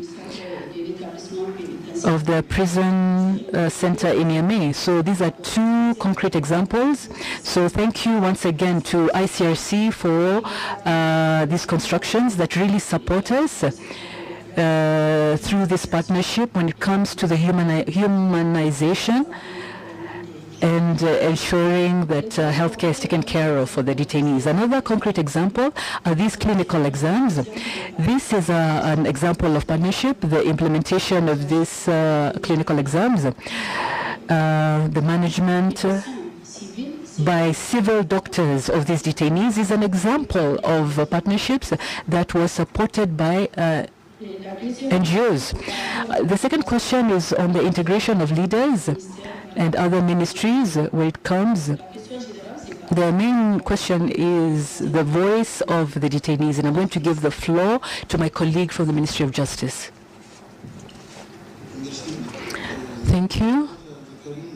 My name is Zakari Idrissa, and I'm a magistrate. I'm not a doctor. like most of the presenters. I was awaiting this kind of question, and that is why I'm seated in front of you, because there's a specificity in Niger where we don't have really penitential guards, but we have the National Guard, which is under the Ministry of Interior, which ensures that there are penitential guards. And so during the presentation, she talked about the mobility of healthcare workers who are part of this National Guard. So their main vocation is not to manage prisons. They are foot soldiers, and when there are any conflicts anywhere, they can be able to leave immediately to deal with that. So we are really supported by the Ministry of Health, and thanks to partners such as ICRC, we've been able to create a synergy between the Ministry of Interior, Ministry of Health, and Ministry of Justice. So this interministerial committee was developed with a joint decree that was signed by the Ministry of Justice and Ministry of Health and chaired by the Secretary General of the Ministry of Health. So we have a certain buy-in by the three ministries, because the two questions asked are more or less overlapping. How health workers, because it's talked about police, how can they buy into this integrated approach? So these three ministries came together, and mainly these are National Guard nurses that take care of the healthcare, but there are civil doctors who come for consultations, so that the detainees can be able to consult them, and these doctors come 2 to 3 times a week. And the health services are provided by the National Guard nurses. So there is no problem when it comes to their buy-in. But there's a decree that was signed in 2019 to enforce the law when it comes to the general principles of penitentiary regime, and which says that every year, through the proposals of Ministry of Health, the Ministry of Justice will come up with a list of doctors, nurses, and midwives which will work in all the prison establishments. So this is part of our prospects. From next year, because I've already sent the letter to the Ministry of Justice, which is going to get in touch with the Ministry of Health to develop this list. So we're going to have permanent staff. The problem is, since the National Guard staff are mobile, at least the Ministry of Health staff that is going to be listed by the Ministry of Health are going to be permanent staff. So let me stop there. Thank you. Okay, thank you, speakers, for their very insightful presentations, and also for a very interactive session with the participants. You can all attest that it has been a very rich and informative discussion. So I know I'm between you and lunch. So just in conclusion, we want to thank you all for the participation and the discussions. And further discussions can happen also outside, informal discussions outside. And karibu sana to Kenya. Thank you.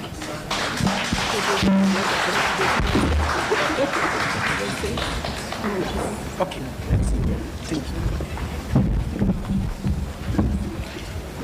The lunch is right out as you go through the door. And let's be back and start by 13:30. It's a lunch and then interaction, and I would like to request for our own personal administration, so that on our own we are back here at exactly 13:30 to begin. This next session will begin on time. I wish you a very nice lunch. Thank you.